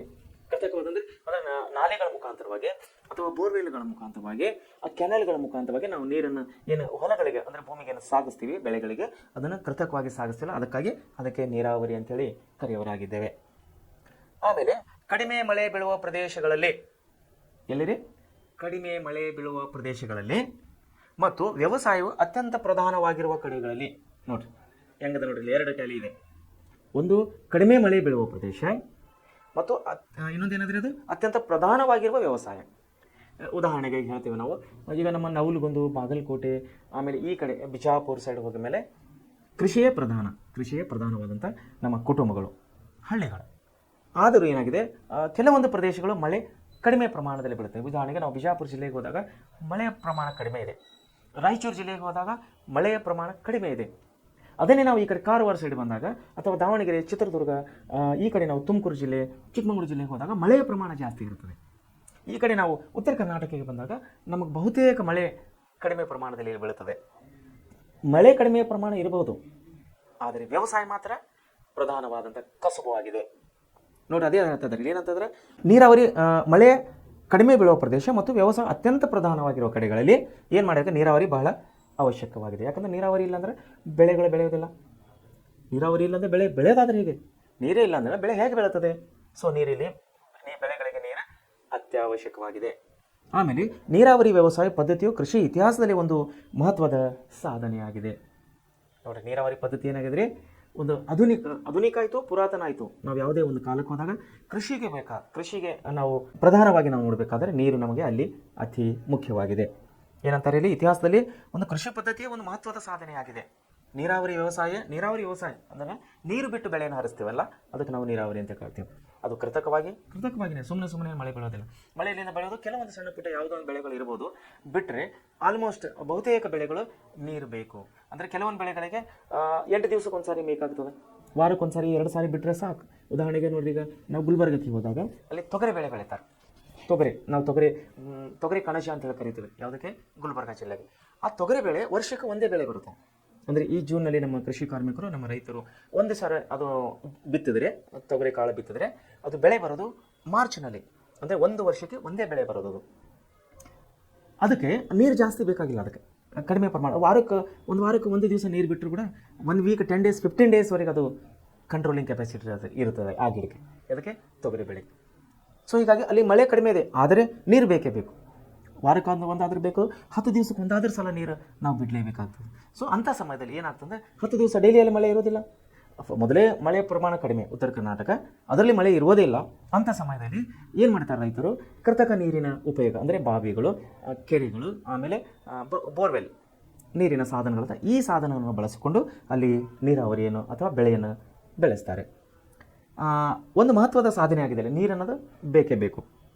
ದೇಶದಲ್ಲಿ ಬಳಕೆಗೆ ದೊರೆಯುವ ಒಟ್ಟು ಜಲಸಂಪತ್ತಿನ ಪ್ರಮಾಣದಿಂದ ನೋಡಿ, ದೇಶದಲ್ಲಿ ಬಳಕೆಗೆ ದೊರೆಯುವ ಒಟ್ಟು ಜಲಸಂಪತ್ತಿನ ಪ್ರಮಾಣದಿಂದ ಗರಿಷ್ಠ 141 ದಶಲಕ್ಷ ಹೆಕ್ಟೇರ್ ಪ್ರದೇಶಕ್ಕೆ ನೀರಾವರಿಯನ್ನು ನಾವು ಒದಗಿಸಬಹುದು. ದೇಶದ ಬಳಕೆಗೆ ದೊರೆಯುವ ಒಟ್ಟು ಸಂಪತ್ತಿನ ಪ್ರಮಾಣದಿಂದ ಗರಿಷ್ಠ 141 ದಶಲಕ್ಷ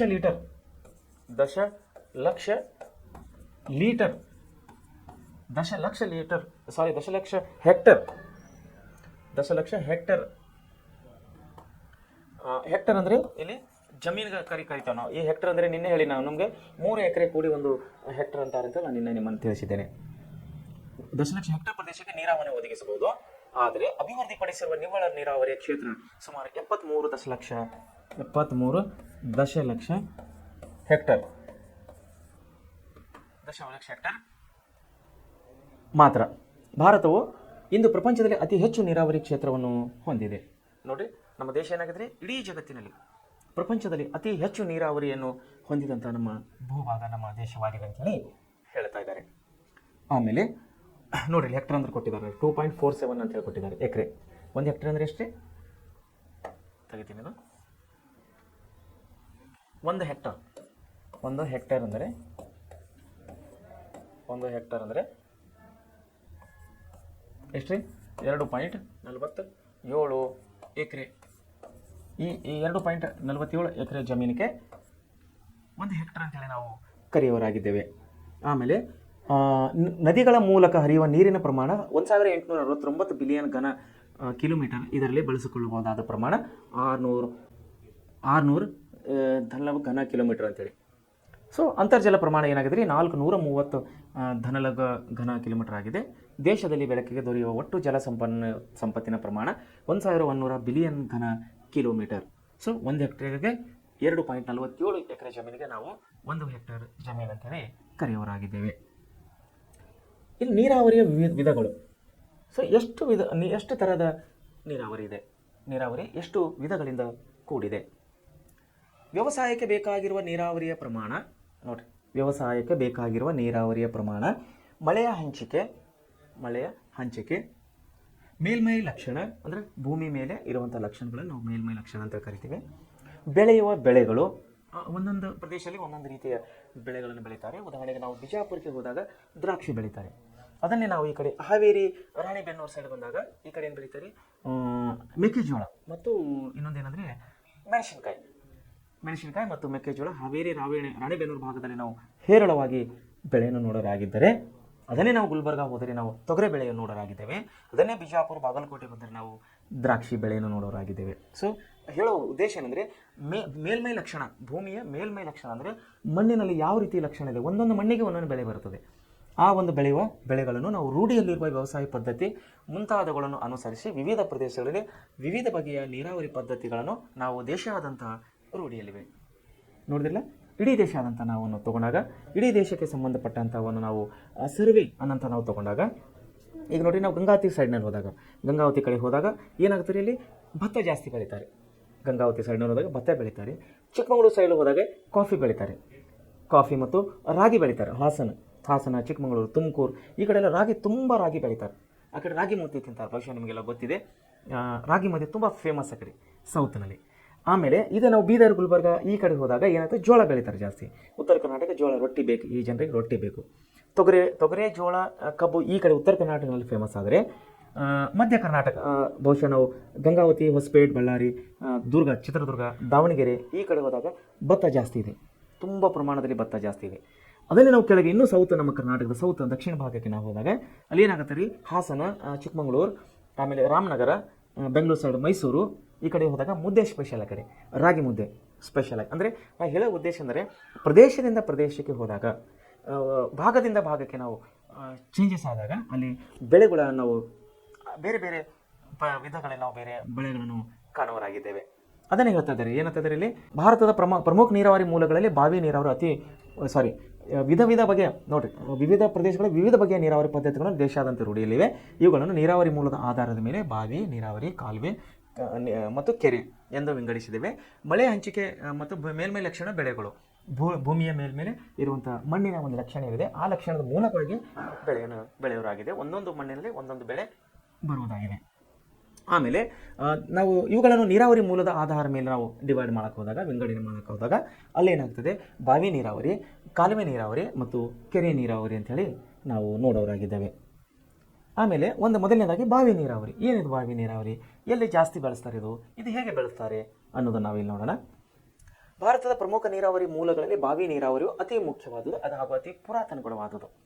ನೋಡಿ, ನಾವು ಹಿಂದಿನ ಕಾಲದಲ್ಲಿ ಹೋದಾಗ ನಾವು ಚಿಕ್ಕರಿದ್ದಾಗ ಸುಮಾರು ಬಾವಿಗಳಿದ್ದು, ನಮ್ಮೂರಲ್ಲಿ ಸುಮಾರು ಬಾವಿಗಳಿದ್ದು. ಈಗೆಲ್ಲ ಬಾವಿಗಳು ಮುಚ್ಚೋಗಿವೆ. ಬೋರ್ವೆಲ್ ಬಂದಿದೆ. ಯಾಕಂದರೆ ಬಾವಿ ಅಂದರೆ 30, 40, 50 ಫೂಟ್, 50 ಅಡಿ, 60 ಅಡಿ ಬಹುಶಃ 100 ಅಡಿಗಿನ ಜಾಸ್ತಿ ಯಾವ್ದು ಇರ್ಲಕ್ಕಿಲ್ಲ ಅನ್ಕೋತೀನಿ. 50-60 ಅಡಿ ನಾನು ನೋಡಿದ ಪ್ರಕಾರ ಬಾವಿಗಳನ್ನು ನೋಡಿದ್ದೇನೆ. ಆದರೆ ಬೋರ್ವೆಲ್ 500 ಅಡಿ 600 ಅಡಿ. ನಾವು ಬೀದರ್ ಸೈಡ್ ಹೋದಾಗ ಬಸವ ಕಲ್ಯಾಣ ಕೆಲವೊಂದು ಅವರ ಪ್ರದೇಶಗಳಿಗೆ ನಾವು ಭೇಟಿ ಕೊಟ್ಟಾಗ 1000 ಅಡಿವರೆಗೂ ಕೂಡ ಬೋರ್ವೆಲ್ಗಳನ್ನು ಕೊರಿತಾ ಇದ್ದಾರೆ ಭೂಮಿನಲ್ಲಿ. ಯಾಕೆಂದರೆ ನೀರಿನ ಪ್ರಮಾಣ ಅಲ್ಲಿ ಕಡಿಮೆ ಇದೆ, ನೀರಿನ ಲಭ್ಯತೆ ಏನಿದೆ ಅಲ್ಲಿ ಕಡಿಮೆ ಇದೆ. ಹೀಗಾಗಿ ತುಂಬ ಡೀಪಾಗಿ ಅಲ್ಲಿ ಬೋರ್ ಹಾಕಿದಾಗ ಮಾತ್ರ ನೀರು ಸಿಗ್ತದೆ, ಇಲ್ಲಾಂದ್ರೆ ನೀರಲ್ಲಿ ಸಿಗೋದಿಲ್ಲ. ಅದನ್ನೇ ನಾವು ಧಾರವಾಡ ಈ ಕಡೆ ಚಿತ್ರದುರ್ಗ ದಾವಣಗೆರೆ ಬಂದಾಗ 150, 100, 150, 200 ಅಡಿಗೆ ನಮಗೆ ನೀರು ಸಿಕ್ಕಾಪಟ್ಟೆ ನೀರಲ್ಲಿ ಬೋರ್ವೆಲ್ಗೆ ನೀರು ಬರ್ತವೆ. ಯಾಕಂದರೆ ನೀರಿನ ಲಭ್ಯತೆ ಇಲ್ಲಿ ಜಾಸ್ತಿ ಆಗಿದೆ, ನೀರಿನ ಲಭ್ಯತೆ ಹೇರಳವಾಗಿದ್ದರಿಂದ ಇಲ್ಲಿ 150, 200 ಅಡಿಗೆ ನೀರು ಸಿಕ್ಕರೆ ಅದನ್ನೇ ನಾವು ಬಿಜಾಪುರ, ರಾಯಚೂರು, ಬೀದರ್ ಜಿಲ್ಲೆ, ಗುಲ್ಬರ್ಗ ಜಿಲ್ಲೆಗೆ ಹೋದಾಗ ನಮಗೆ 600, 500, 600, 700 ಅಡಿಗಿಂತ ಜಾಸ್ತಿ ನಾವು ಬೋರ್ವೆಲ್ಲನ್ನು ಹಾಕಬೇಕಾಗುತ್ತದೆ. ಸೊ ಲಭ್ಯತೆ, ನೀರಿನ ಲಭ್ಯತೆ ಸಲುವಾಗಿ ಅದನ್ನೇ ನಾವು ಹಿಂದಕ್ಕಿನ ಕಾಲಕ್ಕೆ ಅಂದರೆ 30-40 ವರ್ಷಗಳಿಗೆ ನಾವು ಹೋದಾಗ ಬಾವಿಗಳು ತುಂಬ ಊರುಗಳಲ್ಲಿ ಬಾವಿಗಳಿದ್ದವು. ಉದಾಹರಣೆಗೆ ಹೇಳಬೇಕಾದ್ರೆ ಈಗ ನಾವು ಧಾರವಾಡನಲ್ಲಿ ಸುಮಾರು ಬಾವಿಗಳ ಹೆಸರ ಮೇಲೆ ಇವತ್ತು ಒಂದೊಂದು ಏರಿಯಾಗಳನ್ನು ನಾವು ಕಾಣುವರಾಗಿದ್ದೇವೆ. ಉದಾಹರಣೆಗೆ ಸಪ್ತಾಪುರ ಬಾವಿ ನೋಡಿ, ಸಪ್ತಾಪುರ್ನಲ್ಲಿ ಅಲ್ಲೇ ಒಂದು ಬಸ್ ಸ್ಟಾಪ್ ಹತ್ರ ಬಾವಿ ಇದೆ, ಈಗ ಒಣಗೋಗಿದೆ ನಾವು. ಬಹುಶಃ ಅದು ಭಾಳ ದೊಡ್ಡದೇನಿಲ್ಲ, ಆದರೂ ಒಂದು 30-40 ಅಡಿ ಆಳ ಇದೆ ಅಂತ ಅನ್ಕೋತೀನಿ ನಾನು ಅಂದಾಜು ಮೇಲೆ. ಜಕ್ಣಿ ಬಾವಿ ಇಲ್ಲಿ ಮಾರ್ಕೆಟ್ ಹತ್ರ ಜಕ್ಣಿ ಬಾವಿ ಇದೆ, ಅದು ತುಂಬ ಹಳೆ ಬಾವಿ, ತುಂಬ ಫೇಮಸ್ ಬಾವಿ. ಅಂದರೆ ಒಂದೊಂದು ಬಾವಿಲಿಂದೇ ಒಂದೊಂದು ಏರಿಯಾಗಳನ್ನು ಬೆಳ್ಕೊಂಡಿದೆ ಇವತ್ತು ದೊಡ್ಡ ಪ್ರಮಾಣದಲ್ಲಿ. ಸಪ್ತಾಪುರ ಬಾವಿ ಅಂದರೆ ಒಂದು ದೊಡ್ಡ ಪ್ರಮಾಣ, ಧಾರವಾಡದಲ್ಲಿ ಫುಲ್ ಕಮರ್ಷಿಯಲ್ ಏರಿಯಾ, ಶೈಕ್ಷಣಿಕವಾಗಿ ಎಲ್ಲ ಕೋಚಿಂಗ್ ಕ್ಲಾಸಸ್ಗಳು ನಡೆದು ಸಪ್ತಾಪುರ ಬಾವಿನಲ್ಲಿ, ಸ್ಪರ್ಧಾತ್ಮಕ ಪರೀಕ್ಷೆಗಳ ಎಲ್ಲ ತರಬೇತಿಗಳನ್ನು ಕೊಡ್ತಾ ಇರೋದು ಧಾರವಾಡದ ಸಪ್ತಾಪುರ ಬಾವಿ ನಗರದಲ್ಲಿ. ಸೊ ಏನಂದ್ರೆ ಆ ಒಂದು ಬಾವಿಲಿಂದೇ, ಒಂದು ಸಪ್ತಾಪುರ ಅನ್ನುವಂಥ ಒಂದು ಬಾವಿಲಿಂದೇ ಇವತ್ತು ದೊಡ್ಡ ನಗರವನ್ನೇ ಬೆಳೆದು ಕೂತಿದೆ, ಒಂದು ದೊಡ್ಡ ಲ್ಯಾಂಡ್ ಮಾರ್ಕ್ ಆಗಿದೆ, ಒಂದು ಗುರುತಾಗಿದೆ. ಅದೇ ಜಕ್ಣಿ ಬಾವಿ ಅದು ಕೂಡ ಮಾರ್ಕೆಟ್ನಲ್ಲಿ ಒಂದು ಲ್ಯಾಂಡ್ ಮಾರ್ಕ್. ಎಲ್ಲಿದೆಯಪ್ಪ ಅಂದರೆ ಜಕ್ಣಿ ಬಾವಿ ಅಂತಾರೆ. ಅಲ್ಲೇ ಸುತ್ತಮುತ್ತ ಇದ್ದರೂ ಕೂಡ ಗೊತ್ತಾಗೋದಿಲ್ಲ, ಯಾವುದೋ ಒಂದು ಸ್ಥಳದ ಹೆಸರು ಗೊತ್ತಾಗೋದಿಲ್ಲ, ಎಲ್ಲಿ ಜಕ್ಣಿ ಬಾವಿನ, ಓಕೆ ನಾನು ಅಲ್ಲಿ ಬಂದುಬಿಡ್ತೀನಿ. ಸೊ ಈ ರೀತಿ ಲ್ಯಾಂಡ್ ಮಾರ್ಕ್ ಆಗಿದೆ ಜಕ್ಣಿ ಬಾವಿ, ಸಪ್ತಾಪುರ ಬಾವಿ. ಸೊ ಹೇಳೋ ಉದ್ದೇಶ ಏನಂದರೆ ಹಿಂದಕ್ಕಿನ ಕಾಲದಲ್ಲಿ ಈ ಬಾವಿಗಳು ಅಷ್ಟು ಪ್ರಮುಖವಾದಂಥ ಪಾತ್ರಗಳನ್ನು ವಹಿಸಿದವು ನೀರಾವರಿಗಾಗಿ. ನೋಡಿ, ಭಾರತದ ಪ್ರಮುಖ ನೀರಾವರಿ ಮೂಲಗಳಲ್ಲಿ ಬಾವಿ ನೀರಾವರಿ ಅತಿ ಮುಖ್ಯವಾದದ್ದು. ಯಾಕಂದರೆ ಹಿಂದಕ್ಕಿನ ಕಾಲದ ಬಾವಿಗಳೇ ಮನುಷ್ಯನ ಜೀವಾಳವಾಗಿತ್ತು. ಕೃಷಿಯೇ ಮಾತ್ರ ಅಲ್ಲ, ಮನುಷ್ಯನ ಬದುಕಿಗೆ, ಕುಡಿಲಿಕ್ಕೆ, ಬಳಸಲಿಕ್ಕೆ, ಮನೆಗೆ, ಗ್ರಹೋಪಯೋಗ ಎಲ್ಲೇ ಯಾವುದೇ ಕಾರ್ಯಕ್ರಮಕ್ಕೆ ಹೋದರೂ ಕೂಡ ಬಾವಿಗಳಿಗೆ ಅತಿ ಮುಖ್ಯವಾಗಿದ್ದವು. ಇದು ದೇಶದಲ್ಲಿ ಅತಿ ಹೆಚ್ಚು ಕೃಷಿ ಕ್ಷೇತ್ರಕ್ಕೆ ನೀರಾವರಿ ಸೌಲಭ್ಯವನ್ನು ಒದಗಿಸುವ ವಿಧಾನವಾಗಿದೆ. ನೋಡಿ, ಈಗ ನಾವು ಕೃಷಿ ಹೊಂಡಗಳನ್ನು ತೆಗಿತಾ ಇದ್ದಾರೆ ಸರ್ಕಾರದವರು. ಪ್ರತಿಯೊಂದು ಹೊಲಗಳಲ್ಲಿ, ಪ್ರತಿಯೊಂದು ಎಕರೆ ಅಲ್ಲಿ ಸರ್ವೆ ನಂಬರ್ಗಳಲ್ಲಿ ಅಂದರೆ ನೀರಿನ ಲಭ್ಯತೆಯನ್ನು ನೋಡಿಕೊಂಡು ಏನು ಮಾಡ್ತಾ ಇದ್ದಾರೆ, ಕೃಷಿಕರಿಗೆ ನನಗೆ ಮಾಹಿತಿ ಇದ್ದ ಪ್ರಕಾರ 50-60 ಸಾವಿರ, ಇವಾಗ ₹1,00,000 ಆಗಿದೆ ಅನ್ಕೋತೀನಿ ನಾನು. ಒಂದು ಕೃಷಿ ಹೊಂಡ, ಅದರ ಹೆಸರು ಬಾವಿ, ಅದನ್ನು ಬಾವಿಯ ಒಂದು ಮೂಲವಾಗಿ ಅಂದರೆ ಬಾವಿಗಳು ತುಂಬ ಡೀಪ್ ಆಗಿರ್ತವೆ, 50, 60, 70 ಅಡಿಗಳಾದರೆ ಕೃಷಿ ಹೊಂಡಗಳು ಕಡಿಮೆ ಪ್ರಮಾಣ 10-15 ಅಡಿ, 10 ಫೂಟ್ ಅನ್ಕೋತೀನಿ ನಾನು, 10-15 ಅಡಿ ಸಣ್ಣ ಪ್ರಮಾಣದಲ್ಲಿ ಬಾವಿನೇ, ಅದೊಂದು ಬಾವಿನೇ, ಅದಕ್ಕೆ ಕೃಷಿ ಹೊಂಡ ಅಂತ ಹೇಳಿ ಕರೀತಾ ಇದ್ದಾರೆ. ಅಂದರೆ ಚಿಕ್ಕ ಬಾವಿಗಳಿಗೆ ನಾವು ಸೌತ್ ಕರ್ನಾಟಕ ಅಂದರೆ ದಕ್ಷಿಣ ಕನ್ನಡದಲ್ಲಿ ಭಾಗಕ್ಕೆ ಹೋದಾಗ, ನಮ್ಮ ರಾಜ್ಯದ ದಕ್ಷಿಣ ಭಾಗಕ್ಕೆ ಹೋದಾಗ ಅಲ್ಲಿ ಹೊಂಡಗಳು ಅಂತ ಹೇಳಿ ನಾವು ಕರೆಯೋರಾಗಿದ್ದೇವೆ. ಅದನ್ನೇ ನಾವು ಬೀದರ್, ಗುಲ್ಬರ್ಗ, ರಾಯಚೂರು ಈ ಕಡೆ ಬಂದಾಗ ಗುಂಡಿಗಳು ಅಂತ ಕರಿತೀವಿ, ನೀರಿನ ಗುಂಡಿಗಳು ಅಂತ ಕರಿತೀವಿ, ಅದನ್ನು ಹೊಂಡಗಳು ಅಂತ ಕರೀತಾರೆ ಸೌತ್ನಲ್ಲಿ. ಸೊ ಹೀಗಾಗಿ ಸರ್ಕಾರ ಏನು ಮಾಡ್ತಾ ಇದೆ, ಕೃಷಿಗೆ ಉತ್ತೇಜನ ಕೊಡುವ ಸಲುವಾಗಿ, ಕೃಷಿಯ ಬೆಳವಣಿಗೆಗಾಗಿ ಪ್ರತಿಯೊಂದು ರೈತರಿಗೆ ಅವರದೇ ಆದಂಥ ಹೊಲದಲ್ಲಿ ಯಾವುದೋ ಒಂದು ಮೂಲೆಯಲ್ಲಿ ಅವರ ಸ್ಥಳದ ಪ್ರಕಾರವಾಗಿ, ಅವರ ಲಭ್ಯತೆಯ ಪ್ರಕಾರವಾಗಿ, ಆ ಕೃಷಿಕನ ಅವನ ಜ್ಞಾನದ ಮೂಲವಾಗಿ ಏನು ಕೊಡ್ತಾ ಇದ್ದಾರೆ, ನಿಮ್ಮ ಹೊಲದಲ್ಲಿ ನೀವು ಕೃಷಿಯ ಹೊಂಡಗಳನ್ನು ತೋಡಿಕೊಳ್ಳ್ರಿ, ಅದಕ್ಕೆ ಸರ್ಕಾರದಿಂದ ₹1,00,000 ಹೆಚ್ಚಿಗೆನೋ ಕಮ್ಮಿಯೇನೋ ಸಹಾಯಧನ ಕೊಡ್ತಾ ಇದ್ದಾರೆ. ಅಂದರೆ ಸಹಾಯಧನ ಅವರಿಗೆ, ರೈತರಿಗೆ ಅನುಕೂಲವಾಗಲಿ, ಅವ್ರ ಕೈಯಿಂದ ಸ್ವಲ್ಪ 1-2 ಲಕ್ಷ ಹಾಕಿದರೆ ಸರ್ಕಾರ 1,00,000 ಕೊಟ್ಟಿದ್ದಾರೆ. ಒಂದು 2-3 ಲಕ್ಷದಲ್ಲಿ ಒಂದು ಚಿಕ್ಕದಾದ ಬಾವಿನೇ ಆದರೆ ಅಲ್ಲಿ ಕೃಷಿಯನ್ನು ಬೆಳವಣಿಗೆ ಆಗ್ತದೆ, ಕೃಷಿಗೆ ಅಲ್ಲಿ ತುಂಬ ಉಪಯುಕ್ತತೆವಾಗ್ತದೆ ಆ ರೈತನಿಗೆ. ಸೊ ಸರ್ಕಾರ ಈ ನಿಟ್ಟಿನಲ್ಲಿ ಅನೇಕ ಕೃಷಿ ಹೊಂಡಗಳಿಗೆ ಸಹಾಯಧನ, ಸಬ್ಸಿಡಿಯನ್ನು ಕೊಡ್ತಾ ಇದೆ ನಮ್ಮ ರಾಜ್ಯ ಸರ್ಕಾರ. ಸೊ ಈ ರೀತಿಯಾಗಿ ಬಾವಿ ಅಂದರೆ ಬಾವಿಯ ಮೂಲ ಇದು ಕೂಡ, ಯಾವುದೋ ಕೃಷಿ ಹೊಂಡ ಅಂದರೆ ಇದು ಕೂಡ ಒಂದು ಬಾವಿನೇ, ಚಿಕ್ಕದಾದಂಥ ಬಾವಿ. ಇಲ್ಲೇನಾಗ್ತದೆ, ದೇಶದ ಅತಿ ಹೆಚ್ಚು ಕೃಷಿ ಕ್ಷೇತ್ರಕ್ಕೆ ನೀರಾವರಿ ಸೌಲಭ್ಯ ಒದಗಿಸುವ ಇದು ವಿಧಾನವಾಗಿದೆ. ಯಾಕಂದರೆ ಎಲ್ಲ ಬೇಕಾದಲ್ಲಿ ಬಾವಿ ಹಾಕಬಹುದು, ಒಂದು ಹೊಲದಲ್ಲಿ ಒಂದು ಬಾವಿ ಹಾಕೋದು, ಒಂದು ಮನೆಯಲ್ಲಿ ಒಂದು ಬಾವಿ ಹಾಕಬಹುದು. ಉದಾಹರಣೆಗೆ ನಾವು ಬೀದರ್ನ ತುಂಬ ಏರಿಯಾ ಕಡೆ ನಾನು ನೋಡಿದ್ದೇನೆ, ಒಬ್ಬೊಬ್ಬರು ಮನೆಯಲ್ಲಿ ಒಂದೊಂದು ಬಾವಿ ಹಾಕೋತಾರೆ. ಅವರು ಚಿಕ್ಕದಾದ ಒಂದು 3-4 ಅಡಿ ಸರೌಂಡಿಂಗ್ಸ್ ವಿಸ್ತೀರ್ಣ ತಗೊಂಡು ತುಂಬ ಡೀಪಾಗಿ ಹೋಗ್ತಾರೆ. ಒಂದು 100 ಅಡಿಗಳು ಹೆಚ್ಚು ಕಮ್ಮಿ ಹೋದಾಗ ಅಲ್ಲಿ ನೀರಿನ ಲಭ್ಯತೆಯನ್ನು ಸಿಗ್ತಾ ಇದೆ. ಯಾಕಂದರೆ ಕೆಂಪು ಮಣ್ಣಿನಂತ ಕೂಡಿದಂತಹ ಬೀದರ್ ಜಿಲ್ಲೆಯಲ್ಲಿ ಆಯಾ ಅವರವರ ಮನೆಯಲ್ಲೇ ಅವರು ಬಾವಿಗಳನ್ನು ಹಾಕ್ಕೊಂಡಿರ್ತಾರೆ ಮನೆಗಳಿಗೆ ಉಪಯೋಗಕ್ಕಾಗಿ. ಸೊ ನಾ ಹೇಳೋ ಉದ್ದೇಶದಿಂದ ಬಾವಿಗಳನ್ನು ತೋಡಿ ತನ್ಮೂಲಕ ಅಂತರ್ಜಲವನ್ನು ಹೊರತೆಗೆದು ಕೃಷಿಗೆ ಬಳಸುವುದು ಬಾವಿ ನೀರಾವರಿ ಅಂತೇಳಿ ನಾವು ಕರೆಯಲಾಗಿದೆ. ಅಂದರೆ ಕೃಷಿ ಹೊಂಡದ ಮೂಲಕವಾಗಿ, ಬಾವಿಗಳ ಮೂಲಕವಾಗಿ ಅಂತರ್ಜಲ ಅಂದರೆ ನೀರಿನಲ್ಲಿದ್ದಂಥ ಅಂತರ್ಜಲ ಅಂದರೆ ಭೂಮಿಯಲ್ಲಿದ್ದಂಥ ನೀರನ್ನು ಮೇಲೆ ತೆಗೆದು ಅದನ್ನು ಇನ್ನಿತರ ಸಾಧನಗಳನ್ನು ಬಳಸಿ ನೀರು ತೆಗೆದು ಅದನ್ನು ಹೊಲಗಳಿಗೆ ಬೆಳೆಸ್ತಾರಲ್ಲ, ಅದನ್ನು ನಾವು ಬಾವಿ ನೀರಾವರಿ ಅಂತೇಳಿ ಕರೆಯವರಾಗಿದ್ದೇವೆ. ಬಾವಿ ನೀರಾವರಿಯು ಕಡಿಮೆ ಮಳೆ ಬೀಳುವ ಜಾಗಗಳಲ್ಲಿ, ಮಳೆ ಬೀಳುವ ಭಾಗಗಳಲ್ಲಿ, ಅಂದರೆ ಅಲ್ಲಿ ಮಳೆಯ ಪ್ರಮಾಣ ಕಡಿಮೆದಾಗಿರ್ತದೆ ಅಲ್ಲಿ ಇಲ್ಲಿ ಬಾವಿ ನೀರಾವರಿಗಳಲ್ಲಿ ಬೀಳುವ ಭಾಗಗಳಲ್ಲಿ ಹೆಚ್ಚು ಉಪಯುಕ್ತವಾಗಿದೆ. ಯಾಕಂದರೆ ಅಲ್ಲಿ ನೀರಿನ ಸ್ಟೋರೇಜ್, ಅಂದರೆ ಅವರಿಗೆ ನೀರಿನ ಲಭ್ಯತೆ ಕಡಿಮೆ ಇರ್ತದಕ್ಕಾಗಿ ಅವ್ರು ಏನು ಮಾಡ್ತಾರೆ, ಬಾವಿಗಳನ್ನು ತೆಗೆದುಕೋತಾರೆ ರೈತರು. ಬಾವಿಯ ನಿರ್ಮಾಣ ಮತ್ತು ನಿರ್ವಹಣೆ ಸುಲಭ. ನೋಡಿರಿ, ಬಾವಿಯ ನಿರ್ಮಾಣ ಮತ್ತು ನಿರ್ವಹಣೆ ಎರಡೂ ಸುಲಭವಾಗಿವೆ. ಅಂತಹ ಒಂದು ದೊಡ್ಡ ಒಂದು ಖರ್ಚಿನ ಕೆಲಸ ಇಲ್ಲ. ಅದು ಒಂದು ಸಾರಿ ಬಾವಿ ಕೊರೆದರೆ ಮುಗಿತು, ನೀರು ಎನಿ ಟೈಮ್ ಸಿಗ್ತಾನೆ ಇರ್ತಾರೆ. ಮತ್ತು ನಿರ್ವಹಣೆ, ಅದಕ್ಕೇನು ನಿರ್ವಹಣೆ ಮಾಡೋ ಅವಶ್ಯಕತೆ ಇಲ್ಲ. ಮೇಲೆ ಸ್ವಲ್ಪ ಸೇಫ್ಟಿ ಸಲುವಾಗಿ ದನ ಕರು ಮನುಷ್ಯರು ಮಕ್ಕಳು ಯಾರಾದರೂ ಆ ಬಾವಿಯಲ್ಲಿ ಬೀಳಬಾರ್ದು ಅಂತ ಹೇಳಿ ಅದಕ್ಕೊಂದು ಮುಚ್ಚಳಿಕೆ ಮಾಡಿಕೊಂಡ್ರೆ ನಿರ್ವಹಣೆ ಅಂತ ಏನು ಖರ್ಚಿನ ಕೆಲಸ ಇಲ್ಲ. ನೋಡಿಲ್ಲ, ಬಾವಿ ನೀರು ಕಡಿಮೆ ಮಳೆ ಬೀಳುವ ಭಾಗದಲ್ಲಿ ಹೆಚ್ಚು ಉಪಯುಕ್ತವಾಗಿದೆ. ಬಾವಿಯ ನಿರ್ಮಾಣ ಮತ್ತು ನಿರ್ವಹಣೆ ಎರಡೂ ಕೂಡ ಸುಲಭವಾಗಿದೆ. ಕೆರೆ ಮತ್ತು ಕಾಲುವೆ ನೀರಾವರಿ ಸೌಲಭ್ಯವಿಲ್ಲದ ಭಾಗಗಳಲ್ಲಿ ನೋಡಿರಿ, ಕೆರೆ ಮತ್ತು ಇನ್ನೊಂದೇನ್ರಿ ಕಾಲುವೆ, ಎಲ್ಲಿ ಕೆರೆಗಳಿಲ್ಲ ಎಲ್ಲಿ ಕಾಲುವೆಗಳಿಲ್ಲ ಅಂಥ ಭಾಗದಲ್ಲಿ ಏನು ನೀರಾವರಿ ಸೌಲಭ್ಯ ಇಲ್ಲದ ಬಾವಿಗಳಲ್ಲಿ ನೀರಿನ ಅವಶ್ಯಕ ನಾವು ಬಾವಿಗಳಿಂದ ನೀಗಿಸಬಹುದಾಗಿದೆ. ಬಾವಿಗಳನ್ನು ಎರಡು ಪ್ರಕಾರವಾಗಿ ವಿಂಗಡಿಸಲಾಗಿದೆ. ಬಾವಿಗಳನ್ನು ನಾವು ಎರಡು ಪ್ರಕಾರ ವಿಂಗಡಣೆ ಮಾಡಿದ್ದೇವೆ. ಒಂದು ಏನಂದರೆ ತೆರೆದ ಬಾವಿ, ಇನ್ನೊಂದು ಕೊಳೆದ ಬಾವಿ. ನೋಡಿರಿ, ಒಂದು ತೆರೆದ ಬಾವಿ, ಇನ್ನೊಂದು ಕೊಳವೆ ಬಾವಿ. ಸೊ ಈ ತೆರೆದ ಬಾವಿ ಮತ್ತು ಕೊಳೆದ ಬಾವಿ. ಏನಿದು ತೆರೆದ ಬಾವಿ ಅಂದರೆ, ತೆರೆದ ಬಾವಿಗಳು ಕೃಷಿ ಭೂಮಿಯ ಸೂಕ್ತವಾದ ಸ್ಥಳದಲ್ಲಿ ತೋಡಲಾಗುವುದು. ನೋಡಿರಿ, ತೆರೆದ ಬಾವಿಗಳು ಎಲ್ಲಿ ತೆಗಿತಾರೆ ಅಂದ್ರಿ, ಸೂಕ್ತವಾದಂಥ ಕೃಷಿ ಭೂಮಿಯ ಜಾಗದಲ್ಲಿ, ಅಂದರೆ ರೈತರು ತಮ್ಮ ಹೊಲಗಳಲ್ಲಿ ತೋಡಿಕೊಳ್ಳುವಂಥ ಒಂದು ಬಾವಿ ಅಥವಾ ಅಗೆದುಕೊಳ್ಳುವಂಥ ಒಂದು ಬಾವಿಗೆ ನಾವು ಏನಂತ ಅದಕ್ಕೆ ತೆರೆದ ಬಾವಿ ಅಂತ ಹೇಳ್ತಾರೆ. ಯಾಕಂದರೆ ಓಪನ್ ಇರ್ತದೆ, ಅದ್ರ ಮುಚ್ಚಳ ಏನಿರ್ತಂತೆಲ್ಲ, ಮುಚ್ಚಳ ಅಂದರೆ ಮೇಲೆ ಓಪನ್ ಸ್ಪೇಸ್ ಏನಿರುತ್ತೆ ಸ್ವಲ್ಪ ದೊಡ್ಡದಾಗಿರ್ತದೆ. ಮನೆಗೆ ಬಳಸುವಂಥ ಬಾವಿಯು ಬಹುಶಃ 5 ರಿಂದ 6 ಅಡಿ ಅಥವಾ 3 ಅಡಿ ಚಿಕ್ಕದಾಗಿರುತ್ತದೆ. ಆದರೆ ಕೃಷಿಗೆ ಬೆಳೆಯುವಂಥ ಬಾವಿ ತುಂಬ ದೊಡ್ಡದು, ಬಹುಶಃ 10, 12, 15 ಅಡಿ, 20 ಅಡಿ, 50 ಅಡಿವರೆಗೂ ಕೂಡ ಬಾವಿಯನ್ನು ನಾನು ನೋಡಿದ್ದೇನೆ ನಮ್ಮೂರಲ್ಲಿ. ಸೊ ಏನಾಗಿದೆ ಇಲ್ಲಿ, ಅವುಗಳಿಂದ ನೀರನ್ನು ಮಾನವನ ದೈಹಿಕ ಬಲ ಪ್ರಾಣಿಗಳಿಂದ ಅಥವಾ ಯಂತ್ರಗಳ ಸಹಾಯದಿಂದ ಮೇಲೆತ್ತಿ ಜಮೀನಿಗೆ ನೀರನ್ನು ಒದಗಿಸಲಾಗುವುದು. ಇತ್ತೀಚೆಗೆ ಡೀಸೆಲ್ ಮತ್ತು ವಿದ್ಯುತ್ ಚಾಲಿತ ಯಂತ್ರ ಇತ್ಯಾದಿ ವಿಧಾನಗಳಿಂದ ನೀರನ್ನು ಹೊರತೆಗೆಯಲಾಗುತ್ತದೆ. ಸೊ ಬಾವಿಗಳಿಗೆ ತಾವು ನೋಡಿರಬೇಕು, ನಾವು ಅಂತೂ ನೋಡಿದ್ದೀವಿ, ಇಂಜಿನ್ಗಳನ್ನು ಕುಂದಿರ್ಸ್ತಾರೆ. ನೀರಿನ ಇಂಜಿನ್ ಪಂಪ್ ಸೆಟ್ ಅಂತ ಕರಿತೀವಿ ನಾವು. ಪಂಪ್ ಸೆಟ್ಗಳನ್ನು ಕುಂದಿರಿಸಿ ಆ ಪಂಪ್ ಸೆಟ್ಗಳು ಇತ್ತೀಚೆಗೆ ಕರೆಂಟ್ ಮೇಲೆ ಅಂದರೆ ವಿದ್ಯುತ್ ಮೇಲೆ ನಡೀತದೆ. ಆದರೆ ಹಳ್ಳಿಯಲ್ಲಿ ವಿದ್ಯುತ್ ಕೊರತೆ, ಅವರಿಗೆ ಕರೆಂಟ್ ಸಿಗೋದಿಲ್ಲ.